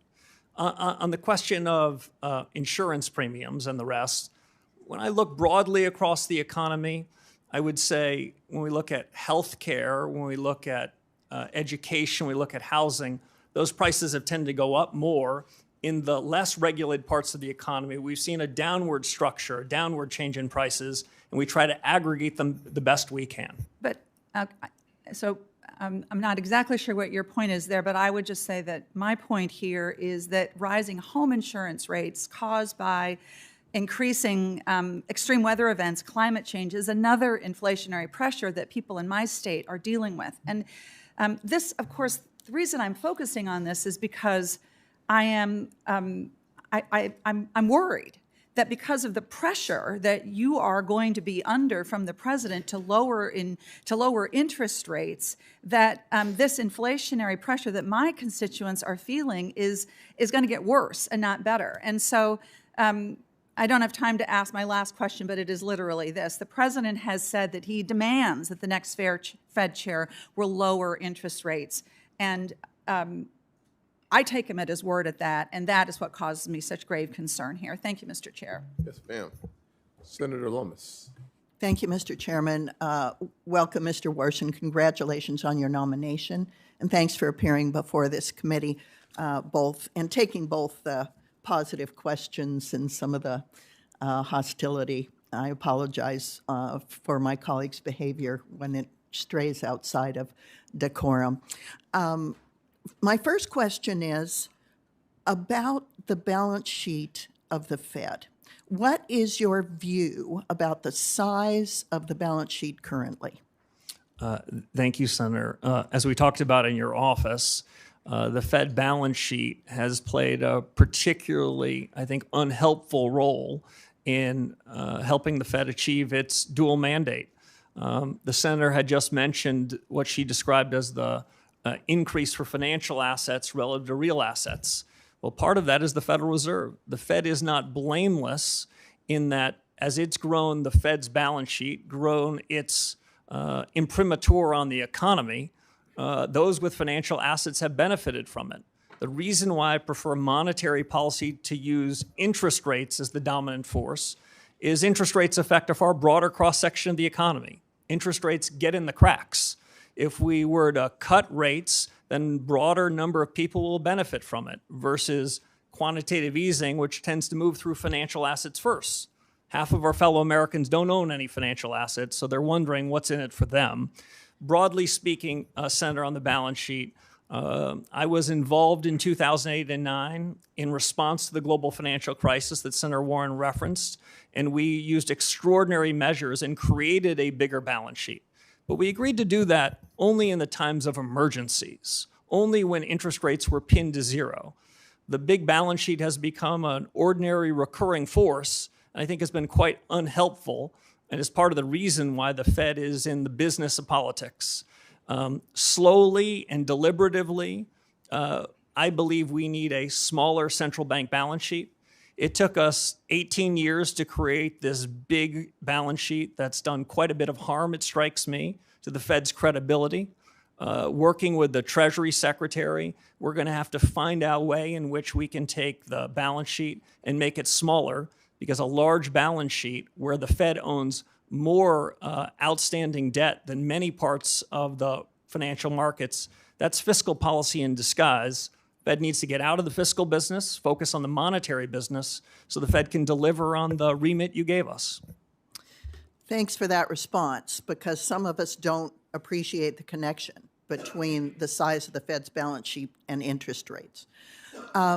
With regard to interest rates, can you tell us a little bit about your conversations with President Trump about interest rates? Yeah, I don't want to put words in the president's mouth, but I think he has said loudly and clearly his view on interest rates. Don't think I'm breaking any news here. But I can tell you what I said, and what I said to the president is what I've said to this committee and what I've frankly been writing about for more than a decade.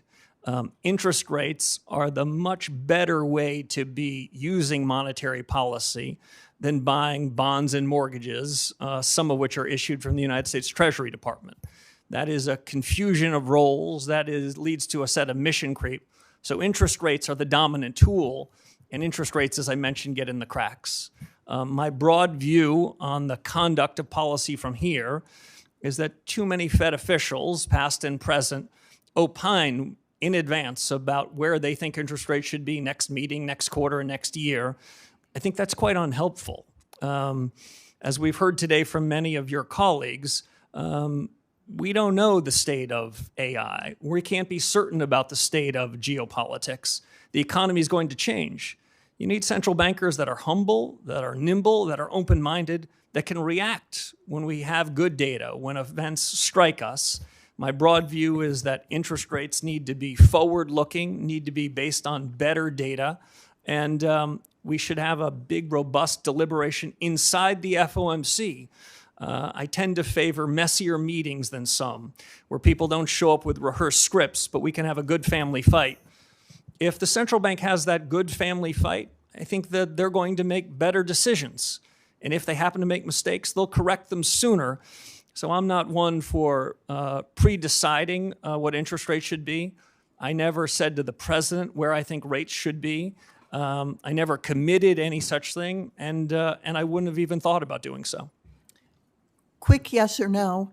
Do you believe that digital assets should be incorporated into our financial industry so Americans have new investment opportunities and consumer protections? Senator, digital assets are already part of the fabric of our financial services industry in the United States, yes. Thanks, Mr. Walsh. Senator Warnock. Thank you, Brother Chair. Mr. Warsh, congratulations on your nomination, and I appreciated our time together in my office a few weeks ago. If confirmed, you will serve as chair of one of the most powerful economic institutions in the world. Decisions you make would move markets, affect Americans' retirement savings and ability to buy homes. It would influence the global economy. You currently serve as a lecturer at Stanford University. If you were to assign, if Professor Warsh were to assign a letter grade to the American economy today for the average working family, what grade would you assign? Senator, it was good to meet with you in your office. You know, in modern academic institutions, they give everybody A's, so it's not a fair comparison. Especially at elite universities, I know everyone gets perfect grades. Well, what grade would you give the economy? Well, if I gave a student anything other than an A, the dean would summon me to his office because I would have hurt his self-image. Well, the Americans that I talk to, particularly in the state of Georgia, who haven't had the benefit of attending some of these elite institutions, are trying to make their lives work. They're sitting around their kitchen tables trying to figure out how to put their kids through school. And regardless of how the markets are doing, consumer confidence is at a record low. So that's their grade on the economy. Working families are struggling, and things are getting worse. The inflation rate has remained elevated above the Fed's 2% target rate throughout President Trump's term, despite his promise to lower inflation. The president's war in Iran has spiked energy prices by 11%, and Americans are paying on average nearly $4 a gallon for gas because of the war. We've lost nearly 90,000 manufacturing jobs since President Trump took office. He promised us a manufacturing boom. We've lost 90,000 manufacturing jobs. And Americans already dealing with high prices paid $1,000 more per household in 2025 as a direct result of President Trump's illegal tariffs, which he remains committed to in spite of the Supreme Court decision. He does even better than this practice of these institutions. When asked what grade he would give the economy, he said an A, and then he thought about it and said, no, actually A+++. And as I thought about his answer, I was wondering who was he talking about? Who is it an A+ for? Certainly not the ordinary working class Georgians that I'm fighting for every single day. Maybe the people closest to him. But I'm hard pressed to think that folks across the state of Georgia who are looking at their grocery bill, looking at their gas bill, looking at the $1,000 that they've had to pay would give the economy an A++. What are your thoughts? Senator, thank you. If the Fed were to execute on a series of policy reforms, then I believe the economy can be stronger. I believe inflation can be lower, and I believe real take-home pay can be higher. I think the Fed is not blameless for the divergence you described between those that have financial assets and those that don't. Had the balance sheet not been brought from the $800 billion level when I showed up at the Fed in 2006 to an order of magnitude higher, if the Fed had kept a smaller balance sheet, the way the senator I just talked about a few moments ago, I think interest rates could be lower, inflation could be better, and the economy could be stronger. Yeah, you discussed your theory of the case with me in that regard. But I think you would agree that the recognition, I think implicit in your testimony is the recognition that this is not a plus economy. In your economy, in your testimony, you note the importance of price stability and correctly note that inflation means people lose purchasing power, particularly harming low-income folks. But I also noticed your testimony did not really discuss the Fed's other mandate, and that's to maximize employment. Inflation is critically important, but if you don't have a job, you're in trouble. Do you view the Fed's mandate for maximizing employment as equally important to its price stability mandate? And are you concerned about weak job growth numbers? Before the nominee answers the question, the senator from the elite university, Morehouse, is out of time. So I appreciate the question, but we will have the answer submitted for the record. I know you wanted to attend Morehouse College. I'm sorry. Everybody wants to attend Morehouse, by the way, but I am a Charleston Southern Buck. I appreciate. Very happy about that. He couldn't get into Charleston Southern, but it's good you got in somewhere. This is good. If you can't get into Morehouse, go to Stanford. Everybody's got jokes up here, so we'll go to Senator Brett. Thank you, Mr. Chairman. Before I get started, I want to emphasize that transparency and accountability at the Fed are absolutely vital. The American people need to have trust in our government. We need to have trust in our government agencies, and that includes transparency and accountability at the Fed. So when we're talking about billions of dollars being spent on renovations, it's absolutely appropriate for Congress to ask questions. And it is absolutely appropriate for Congress to get answers. We need to understand where this substantial amount of money has gone, and we need to ensure that every institution, including the Fed, is always making decisions that are in the best interest of the American people. And so I urge everyone involved to make sure that any outstanding questions on this matter come to fruition so that we can get answers and move on and have a smooth and timely transition and a confirmation process, of which I want to say congratulations on both your nomination, your willingness to be here today, and I also want to say that to your family. I think a lot of people miss the fact that when any of us step up to serve, that it's not just you, your family that goes through so much. And so we just want to say that sacrifice is often overlooked, and we certainly appreciate your family being with you today and all of you and what you're willing to do here. I had a chance to get to know you over the years, and as many of my Republican colleagues have and other colleagues, and I think we would all say you are absolutely the right man for the job at the right time in our country's history, and I am excited about your leadership at the Fed. We have had an opportunity to talk about a number of issues, but I know that your integrity and that your commitment to the American people are going to help restore confidence at the Fed, and it will also ultimately serve our country incredibly well. So it's not going to be any easy task, to return that confidence. We have spoken about needed reforms at the Fed on the monetary policy side and also the operational and internal standpoint as well. And of course, your calls for reform aren't baseless. You served at the Fed during one of the most challenging times. You just referenced it in your previous answer to a question from my colleague across the aisle. I believe you said there was a balance sheet, $800 billion, when you showed up in 2006. So talk to me a little bit, speak to me about that, about what you have seen during your time and tenure at the Fed already, and then what other life experiences you have that you will bring as you tackle this role. Yeah, so Senator, great to see you again. So the chairman knows I worked with the senator when she was a staffer on this very committee, and I was a young staffer myself. So it's an honor to be here. And Senator, as you know, this is a serious responsibility. I'm honored the president nominated me for it. This is a time of consequence, not just for the country, but for the central bank. I think the central bank can go back to first principles and improve itself.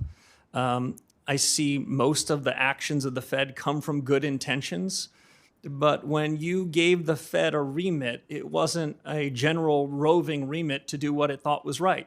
It was a particular remit to focus on particular issues and to not wander. And that's the trade-off on independence. Independence about the conduct of monetary policy, where we can hear criticisms from others in the economics profession, elected officials, and we should be open-minded to them. Listen, I think there's been a considerable amount of groupthink in the economics profession, and so being open-minded to it is important. But outside of monetary policy, it's important that the central bank work with the government on areas of overlap. And so I think that's likely to happen going forward. If you ask Senator Britt about my biggest lessons are about how a central bank should be acting in crisis times versus in normal times. In the crisis of 2008 and the pandemic of the crisis of 2020, that's when the Fed needs to take extraordinary measures. Going back to the founding of the Fed in 1913, it was created to respond to shocks.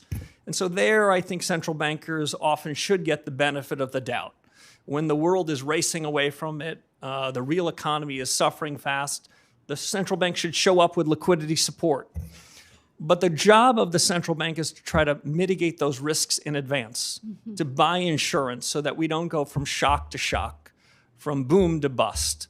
And so my criticism is more about the conduct of monetary policy and regulatory policy in normal times. And that's the area that are in need of reform.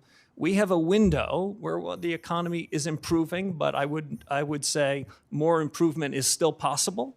And it's during this policy that we need to look introspectively, look fundamentally at reform. So when there is another risk, there is another shock, the central bank is prepared to address it with less harm to the real economy. Thank you so much. I am out of time. I look forward to your service to our nation, and I know that we will be in great hands. Thank you. Thanks, Senator Britt. Senator Kim. Thank you, Chairman. Mr. Warsh, good to see you. Good to see you. I guess I just wanted to start off by talking about just the state of American families right now. Nearly 60% of people surveyed say that they're worried about affording the very basics, rent, gas, groceries, the bills. 60% of Americans say that they cannot handle a $1,000 emergency. 40% of Americans saying that they can't handle a $400 emergency. I wanted to ask, do you agree that the American families are struggling right now with affordability? Senator, as we discussed in your office, central bankers should not be second-guessing what people feel and see in their own lives. People's lived experiences matter to them. What I can say is the central bank has some responsibility for the things that you've described, and that the legacy of inflation, what I think is the biggest economic policy error in 40 or 50 years, happened just a few years ago, and we're still living with the remnants of it. I think inflation is less problematic than it was a couple of years ago, but I would not. But the problem of affordability continues, though. That sounds right, right? Yeah. Because I'll be honest with you. When I hear, I heard 2 months ago President Trump say, he said, quote, "What word have you not heard over the last 2 weeks? Affordability, because I've won. I've won affordability." It sounds like you would disagree with that assessment that the fight for affordability for American families is over. So I think the trend is going in the right direction. But we still have more work to do. Well, the way I would describe it, Senator, is the cumulative increase in prices starting in early 2020 till now is between 25 and 35%. So I understand what hardworking Americans say. It's still a struggle. That's a legacy of a past policy error. One thing that you talked about before is about just the real costs that families are facing right now. And I appreciate that you were pushing back on that comment that the president had about calling the energy prices and the fuel price increases that we're having fake inflation, because right now Americans have paid more than $8.4 billion more in gas during the first month of this war. Fertilizer, 70% of respondents to the Farm Bureau survey said that fertilizer is unable to be afforded right now, just given the price increases. Are you concerned that there could be real long-term effects of this war in Iran, especially if we're continuing to see these challenges when it comes to fuel and fertilizer? Senator, if my reform agenda, if confirmed, stands for anything, it's for the central bank, especially the Fed chairman, to stay in its lane. I know that, but you also I wouldn't have want to to wander outside of it. I'm happy. But you're also charged with forecasting in terms of understanding where our economy is going. So does an impact of that magnitude rise to something that the Fed should keep an eye on and be concerned about? The Fed should have an open mind towards all sorts of data, but the things that central banks can affect are things that are not one-off in nature, but are persistent and find their way into the generalized price level. And that's that something would be my focus. I wanted to ask you about that, because you talked about a fundamental policy change when it comes to the Fed, and I guess I wanted to just get a little bit more clarity on that. Senator Lummis mentioned about the balance sheet and the concern you have about that. What level do you think the balance should be at? If it's $6.7 trillion now, where do you think the goal is in your mind? So I haven't fixed a particular number, but any changes, Senator, in the balance sheet would be part of a public discussion, debated rigorously. And if and when the central bank comes to a judgment about a new balance sheet policy, which I hope the central bank would, it would be described well in advance. As I mentioned, it took 18 years to create this balance sheet problem, and we won't be able to fix it in 18 minutes. And so that's why I think deliberation here is important. But it suffices to say it should be smaller, and at least as important, it should not be holding long-term treasury assets as if it's the fiscal authority. That's when it gets into politics. I appreciate you saying that it's important to be able to have that public discussion. I mean, one thing that's come up as I've been engaged with different experts is concern about rapid reduction. If you are moving in that speed, that it could generate a number of concerns, including upward pressure on long-term interest rates. So I guess I just wanted to check, do you share that concern? As you are thinking about how to reduce it, do you also understand, though, that there are concerns about rapid reduction in the speed with which you're trying to go down? Yes, Senator, and that kind of regime change would have to be deliberate, well orchestrated, well choreographed, and well described so that unnecessary upset are not done to financial markets as we go to a policy regime change much more focused on interest rates. With that, I'll yield back. Thank you, sir. Senator Ricketts. Thank you, Mr. Chairman. Thank you, Mr. Warsh. It was great to see you in my office. Thanks for coming by. I want to continue to talk about inflation because it is something that is incredibly important. I think you share the view that inflation is a silent tax on American households. Is that accurate? Senator, it's accurate. It's the most regressive tax that anyone in Washington could come up with. If you were trying to do the most harm to the least well-off among us, inflation would be the way to do it. Yeah, and my colleagues on the other side of the aisle have been talking about that. And I note, at least I don't recall, that they ever talked about that during the Biden administration. Because it was during the Biden administration that we saw this record inflation, this 40-year-old high inflation. And yet my Democrat colleagues were silent about it back then. Now they want to talk about it. But of course, American households were hurting back then as well. Inflation was caused by President Biden's reckless policies and reckless spending. Let's look at ARPA, a partisan bill that was passed by the Democrats, which cost taxpayers $1.9 trillion. When ARPA was passed in March of 2021, inflation was at 2.6%. Inflation quickly accelerated. It was over 5% by May, June, and July, and by the end of the year, December, it was 7%. Does federal government spending have anything to do with inflation, Mr. Warsh? Senator, as we talked about in your office, my view of inflation is a bit different from some. I don't think inflation comes about when the economy grows too much or hardworking Americans get an increase in their wages. I think inflation comes about when the government prints too much, by which I mean the central bank, and broadly speaking, the government spends too much. And so we're spending too much money, and now we've been cleaning up their mess ever since. I will also note the Republicans have been taking efforts to reduce the deficit.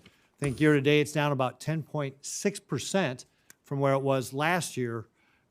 And this is why it's so important we get our spending under control. I think you also talked about the balance sheet.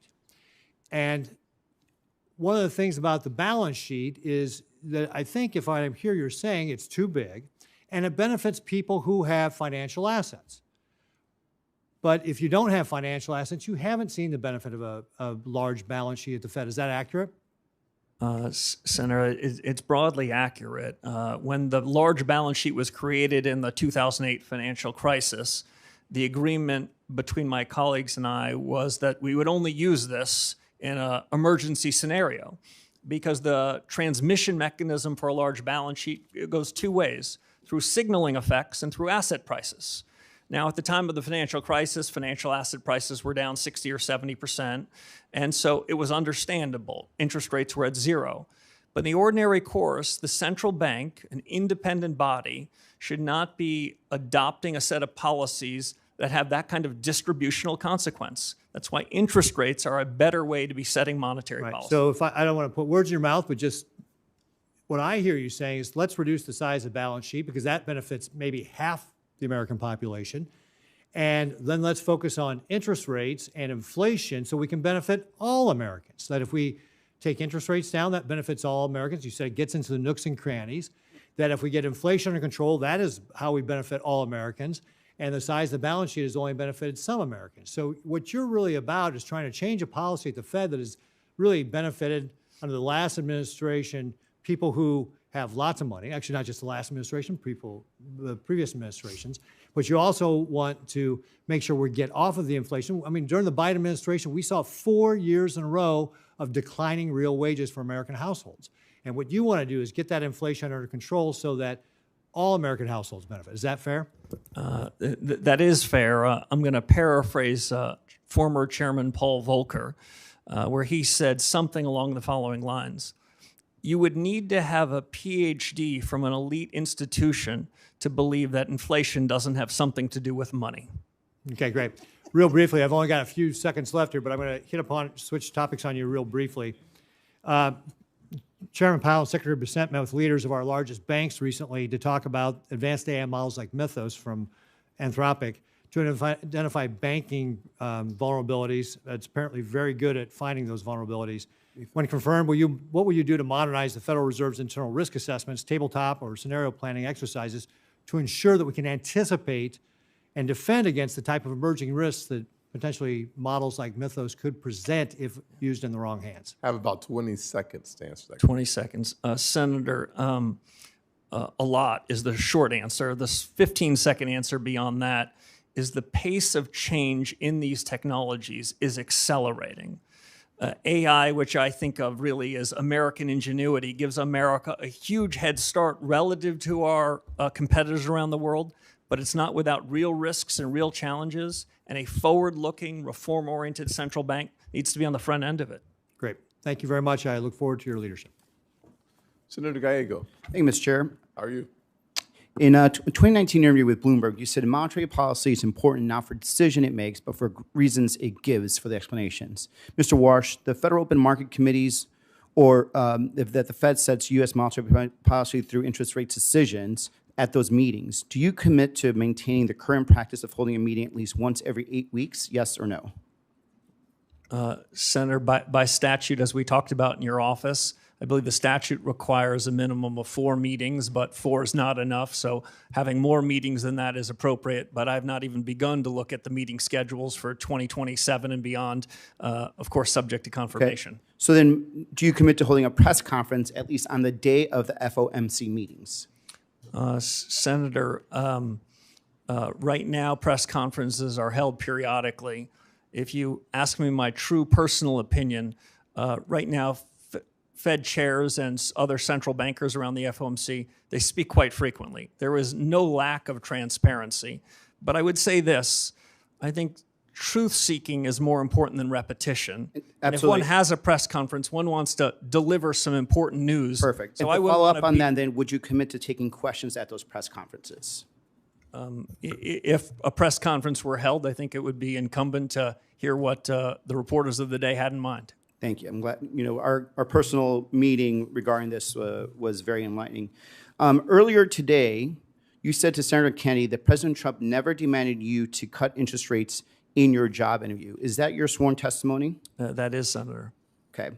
Well, someone here is lying then, because it's either you or President Trump. Because in an interview with the Wall Street Journal of December 12th, President Trump confirmed that he pressed you on your commitment to support interest rates cuts. And I quote, during a 45-minute meeting with Warsh on Wednesday at the White House, the president pressed Warsh on whether he could trust him to support interest rate cuts if he were chosen to lead the central bank. According to people familiar with the meeting, Trump in the general interview confirmed that, repeating, Mr. Chairman, I'd like to enter for the record the Wall Street Journal article, December 12th. Trump says he's leaning towards Warsh or has it to lead the Fed. So, this brings up an issue of credibility at this point. Who's lying here? Is it you or the president? Because the president confirmed that he did ask you to cut interest rates. Senator, there's, of course, a third alternative. You cite a couple of reporters for a leading financial newspaper. I recall reading that story at the time. Did you issue a correction? I think those reporters either need better sources or better journalist standards. Did you ask for a correction? There are things in the newspaper, Senator, I see all the time that don't strike my ear as correct. So it is, in your opinion, that the president then is lying when he said he did not ask you? I can only repeat to you, Senator, what I said to several of your colleagues. So you did not? You right now, under sworn testimony, are saying just to right now that the president of the United States in that job interview did not ask you to cut interest rates? The president never asked me to commit to interest rate cuts at any particular meeting over the period of my tenure at the Fed. He didn't ask for it, he didn't demand it, he didn't require it, and nor would I have ever done so. So if these reporters come back and say to do another follow-up on this and they confirm what they heard, what will your response be? Well, my response would be what I suggested to you a few moments ago. As I read that story in real time, I remember thinking they either need better journalistic standards or better sources. So, here's my problem, Mr. Chair and colleagues. And Mr. Warsh, I think you're incredibly qualified. But a lot of us are actually worried about the integrity of the Federal Reserve. We're worried about what this means for the economic markets, and we're worried about what this means for inflation. We're worried about your independence, and now we're hearing direct contradictions whether or not you were directly asked by the president to cut interest rates, and you're saying no, and he's saying yes. And I think for a lot of us, there's a question now of credibility. And I think there's a real reason why many of us are not voting no. As a matter of fact, until you verbally spoke to Mr. Kennedy and answered his question that he did not the president did not ask you to cut interest rates, this was not even going to be brought up. So there's definitely right now a true question about who is lying here. It's either you or it's the president. I yield back. Senator, if I might respond? Certainly. Thank you. I take my responsibility to be an independent leader of the Federal Reserve very seriously, if confirmed by this body. I take the integrity of the office and my personal integrity very seriously. And I stand by every word I said. The president never asked me to commit to any such thing, nor would I ever do so. Mr. Banks. No, sir. Thank you, Mr. Chairman. Governor Warsh, congrats on your nomination. As we spoke about during our meeting in my office, I strongly support your nomination and look forward to voting for you to be the next chairman of the Federal Reserve, and it can't happen soon enough. One policy area that we strongly agree on is the threat that China poses to America's economy. In fact, you've written publicly that China is deliberately positioning its financial system to rival U.S. leadership and actively working to elevate its currency on the global stage. Can you talk for a minute about how the Federal Reserve reinforces the strength of the U.S. dollar as the world's reserve currency in the face of that challenge? Sure. Senator, it's great to see you again. We talked about some of these issues of the G2 rivalry, the rivalry between the U.S. and China in your office. If confirmed as chairman of the Federal Reserve, I will then have to say that it's the Treasury Secretary's business to talk about the dollar. It's the Fed chairman's business to talk about interest rates. But I think I can say this quite comfortably. The dollar is the linchpin of the global economy. The United States and the Federal Reserve is a beneficiary of the strength of the dollar. The U.S. financial system is the most important financial system in the world, and the central bank's been charged with really important responsibilities in overseeing it and supervising it. There are risks to the U.S. position in the world, including economic. The economic statecraft agenda led by Secretary Bessent and Secretary Rubio is an important one. On that, the Fed will play a supporting role in ensuring that the financial system is as safe as it can be, and work with them, because it's outside of the conduct of monetary policy, to ensure the U.S. is on its front foot and in a position of strength during this period of rivalry between the U.S. and another nation around the world. What are some of those? I understand the role of the Treasury Department versus the Fed, but what are the most important steps that the Fed can take to reinforce confidence in the U.S. dollar? Deliver stable prices, Senator. Deliver an economy that improves from here even further, where real take-home pay moves up, where inflation falls, and the U.S. economic growth potential is the best in the world. I mentioned earlier, Senator, something that I really do believe. AI is a testament to American ingenuity. The United States is the best positioned country in the world to take advantage of it so that the U.S. economy, U.S. workers benefit from it. That the U.S. is in a better position than anyone else, but it's filled with challenges, geopolitical challenges, technology challenges. So the sooner that we can hit the ground running on reform agenda, the better. You wrote in an op-ed in 2021 in the Wall Street Journal that I recommend everyone reads. It's one of the reasons that I wholeheartedly support you, because of it says a lot about you in this op-ed. But you talked about how the PRC is actively promoting its digital yuan currency with the explicit goal of creating an alternative payment system that sidesteps U.S. sanctions. You've been very clear that China's not playing by the rules. China is buying over 80% of Iran's sanctioned oil in Chinese currency through Chinese banks, completely outside SWIFT. The Iranian government says it is charging ships to transit the Strait of Hormuz and collects payments via crypto and Chinese currency. What tools does the Federal Reserve have to defend the dollar's role as countries route payments through the Chinese financial systems to do business with Iran and other adversaries? Yeah, Senator, thank you. As we talked about before, monetary policy is independent. But outside of monetary policy, the Federal Reserve can be working hand in hand with the rest of the government. The Federal Reserve is independent inside of government, not independent of government. What the U.S. can do with respect to the dollar is have a more robust payment system. The Fed has a number of payment systems that most financial participants in the world use. I would say they all are in need of substantial reform. There's a system called Fed Now, which some describe as Fed Yesterday. There's a series of new technologies that the Fed needs to oversee and needs to architect so that the payment system in the U.S. is the safest, most efficient, most capable in the world.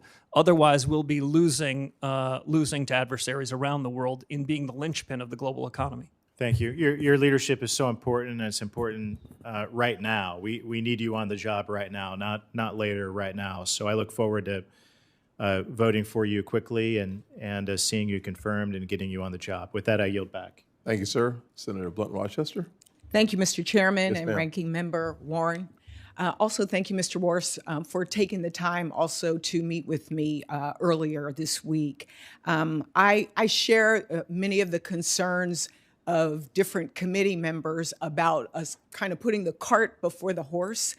And in one regard, it is the whole issue of independence of the Fed. And I know you have made commitments both in your testimony and here today with us in the process of watching the president try to fire Chairman Powell as well as Governor Lisa Cook.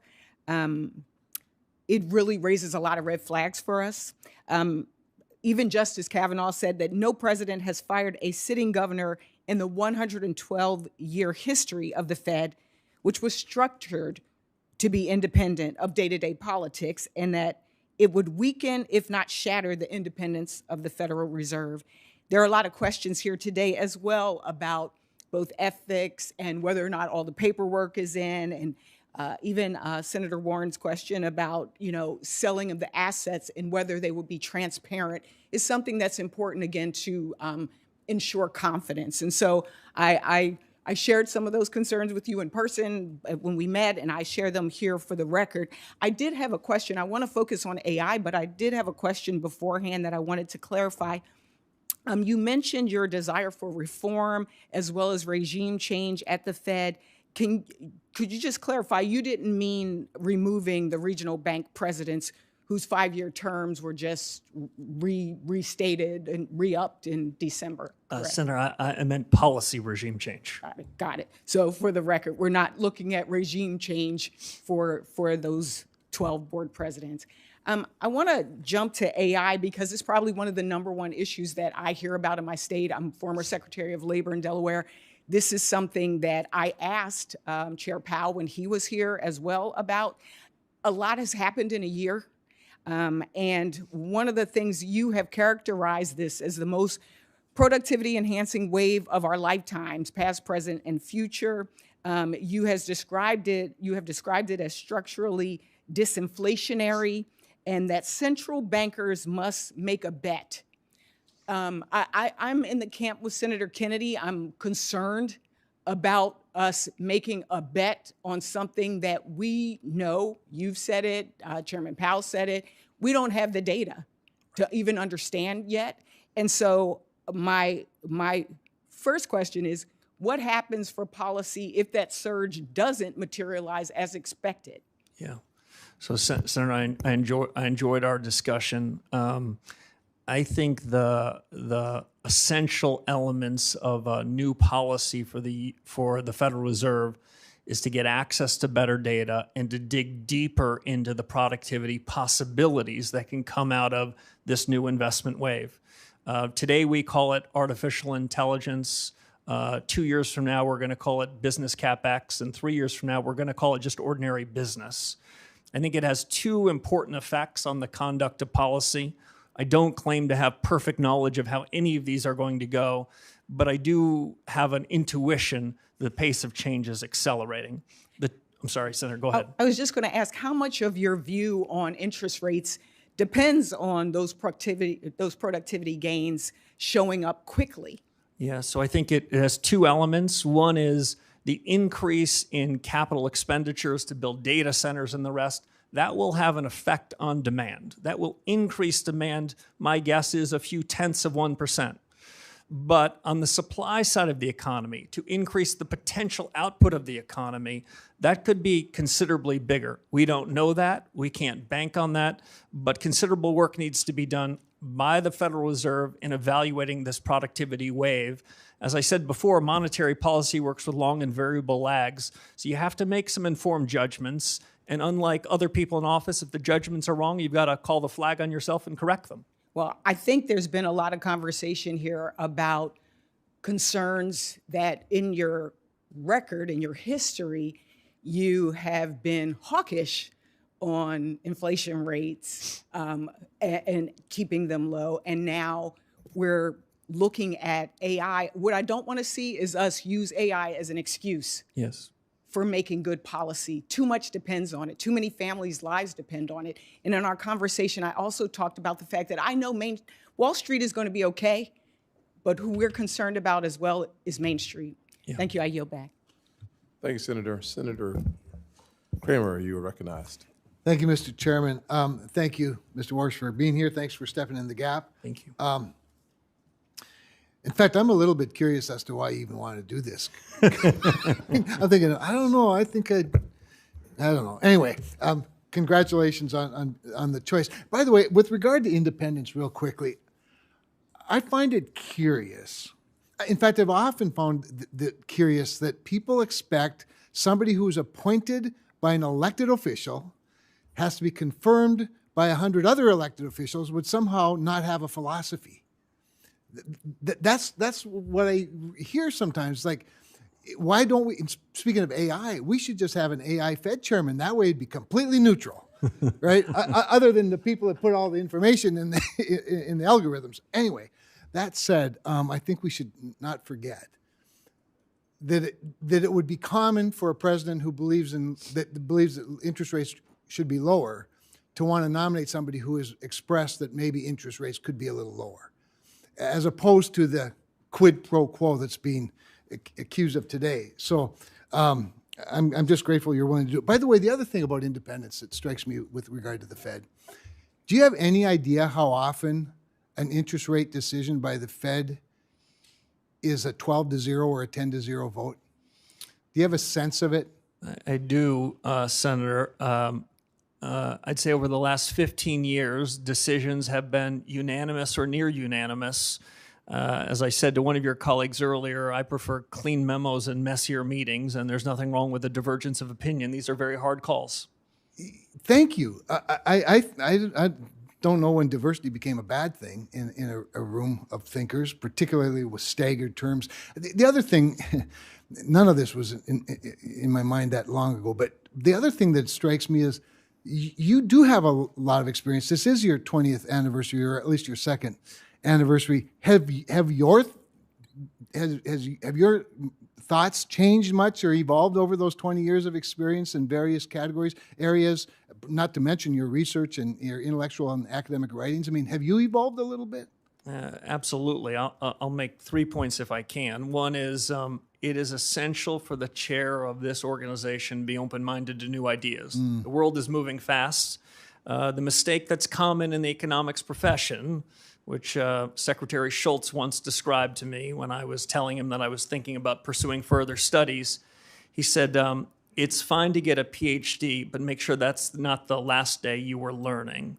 Too many people in the profession go back to what they learned 30 or 40 years ago. We've got to be open-minded. The world's changing and the facts are changing. To the characterization I heard from some of your colleagues about did my opinions change, my opinions change when the facts change. When interest rates are at zero and the balance sheet is growing and the economy is booming, well, relative to that, I will say I sounded hawkish. In 2018, when the Federal Reserve pushed to raise rates into a financial market meltdown and economic weakening, I said that was a mistake. That was dovish. I expect to have a divergence of views based on the facts on the ground. And if I could just answer one other question you asked about why I want to do this job, I would say I've lived the American dream. I've been the luckiest, most blessed, fortunate person with the greatest teachers. I was a kid from upstate New York in public schools, and I had an opportunity to serve after 9/11. I was walking with a friend of mine who happens to be in this room away from a building near the site of the tragedy. I was walking up Fifth Avenue, and I thought to myself, what am I doing? And so I committed myself to public service then. I did 10 and a half years of public service. I've been grateful for 15 years in the private sector where I've been able to practice my discipline, think anew about things, and the call to service struck again. I'm honored to serve if this body will confirm me. Excellent. You know, I do find it curious that so many people seem to be hung up on the fact that you've been successful even while doing in between bouts of public service, probably a better way to put it. I'm not wealthy, never have been wealthy, and I'm not sure I have much potential to be wealthy, but I have nothing against people who are. That said, real quickly, I do want to talk a little bit about debanking. That hasn't been talked about a whole lot, but speaking of institutions that are dug in, I think there's out of the 22,000 people, there are a lot of them that sort of still believe that reputational risk should be a factor, that reputational risk could be based on out of favor industries. Can you give me a sense of how you plan to attack that, if you will? Politics have no place, not just in monetary policy, but in supervision and regulation. Yes. If central bankers should stand for anything, it's to resist fads, resist trends, call balls and strikes. That's exactly what I would intend to do. I lean hard yes, Mr. Chairman. Thank you, sir. Senator Brooks. Thank you. Good afternoon, Mr. Warsh. And thank you for meeting with me last week. In August of 2025, President Trump tried to fire Fed Governor Lisa Cook for unsubstantiated allegations widely believed to be politically motivated.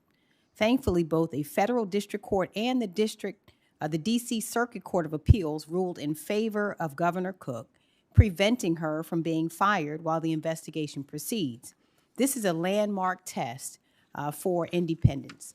Now, Supreme Court Justice Brett Kavanaugh said allowing Cook's firing to go forward would weaken, if not shatter, the independence of the Federal Reserve.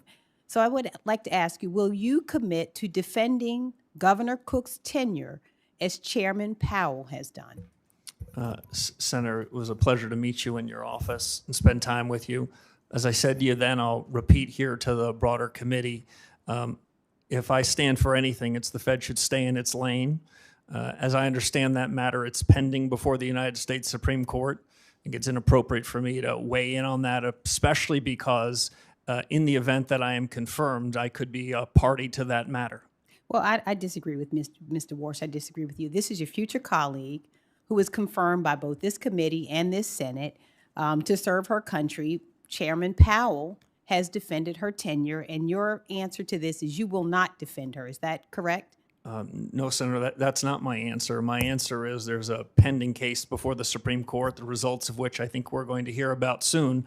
If confirmed by this body, I will follow the Constitution, the Supreme Court law, and the best of the Fed's tradition. Well, let me ask you this then. Do you agree or disagree with Justice Kavanaugh on the Supreme Court, who said that her firing would weaken, if not shatter, the Fed's independence? Do you agree with Justice Kavanaugh?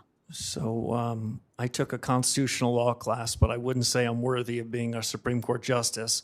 What I can say is Fed independence means everything to me. And it means, and that's exactly what I would try to do if I'm confirmed.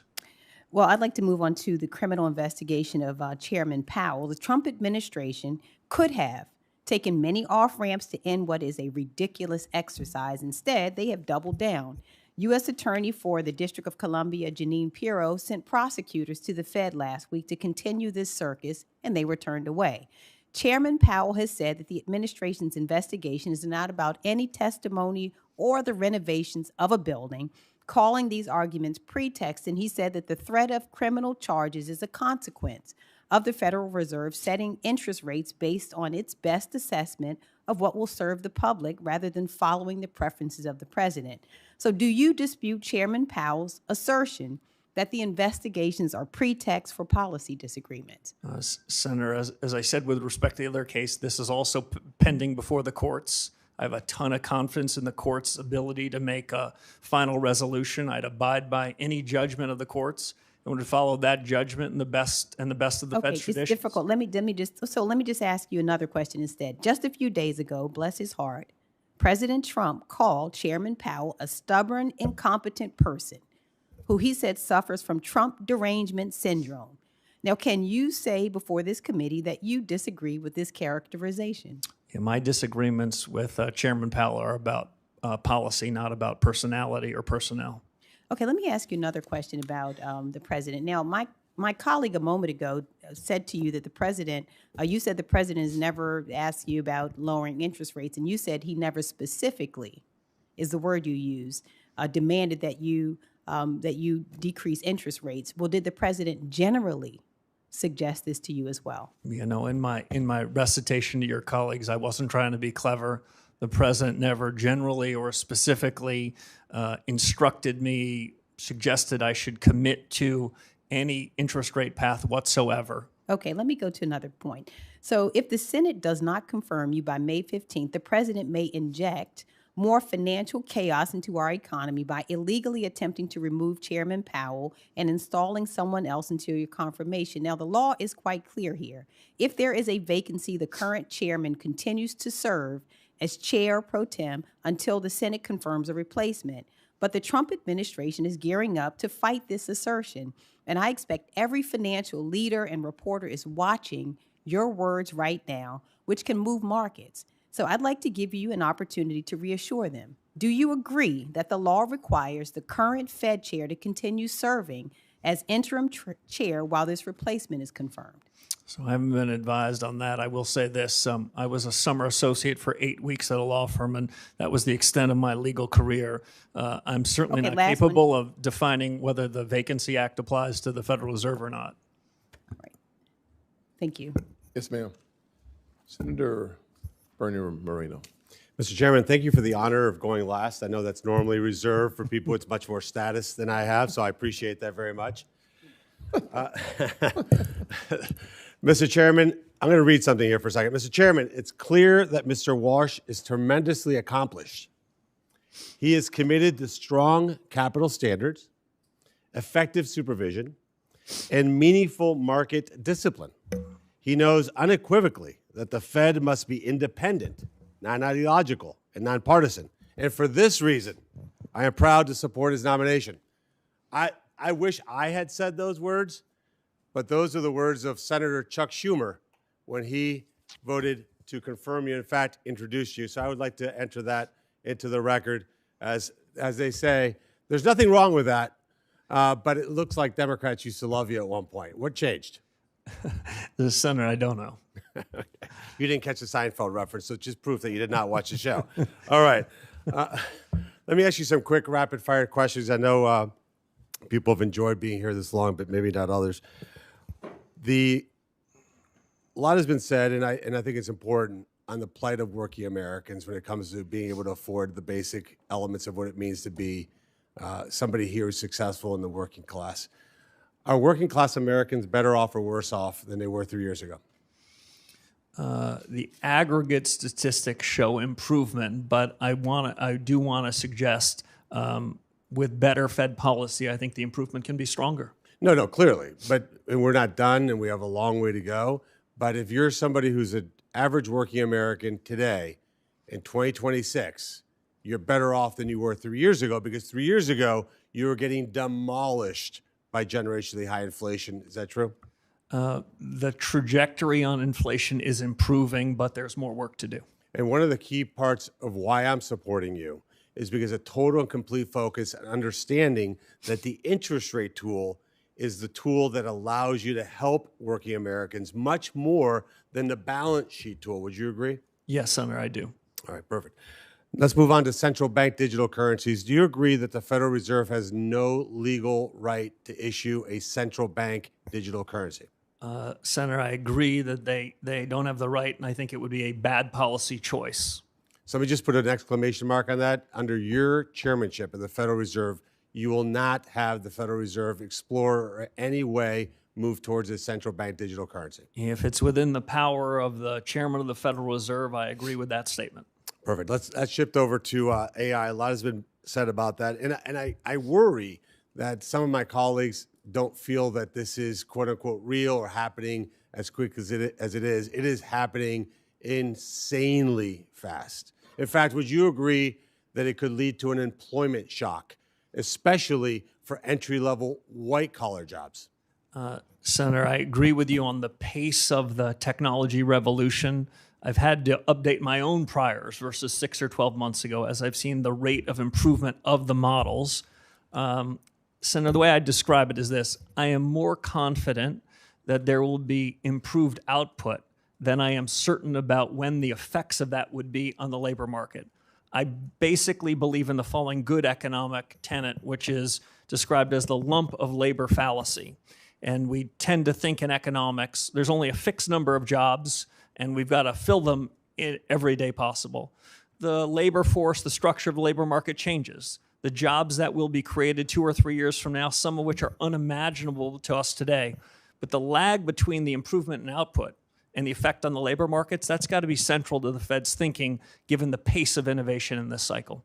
And this concept of price stability plus maximum employment, that maximum employment piece is problematic when policymakers open our borders and let tens of millions of people come into this country illegally. Is that not correct? I'm gonna let you guys handle immigration policy. I'm gonna have plenty on my plate if confirmed. But adding 10 to 20, 30 million people into the country when you're trying to make certain that everybody here has a job is problematic, correct? The central bank takes the labor market is as it is, and that's a function of policies you and the administration put in place. It's not our place to be opining on that. Okay. And let me just add one last thing and more to your wife. How did you get so lucky to have a guy that's so romantic that on Valentine's Day of 2006, he brings you to a Senate hearing? I mean, you set a high bar for all of us. Look, I'm going to ruin the suspense for everybody. You're going to be confirmed. You're going to be the Federal Reserve Chairman. And most importantly, you're going to do an incredible job. And I'm honored to be able to have been part of that process, and will vote for you resoundingly. Thank you, Senator. Well, that concludes the question and answer portion of today's hearing. I'd like to thank our nominee for testifying before the committee today, and thank you for your willingness to serve our country. For senators, all follow-on questions for the record must be submitted by tomorrow, April 22nd at noon. And for you, the witness, please respond by Thursday, April 23rd, 1 p.m. to the written questions you receive in order to facilitate this committee promptly processing this nomination when it comes. With that, this hearing is adjourned.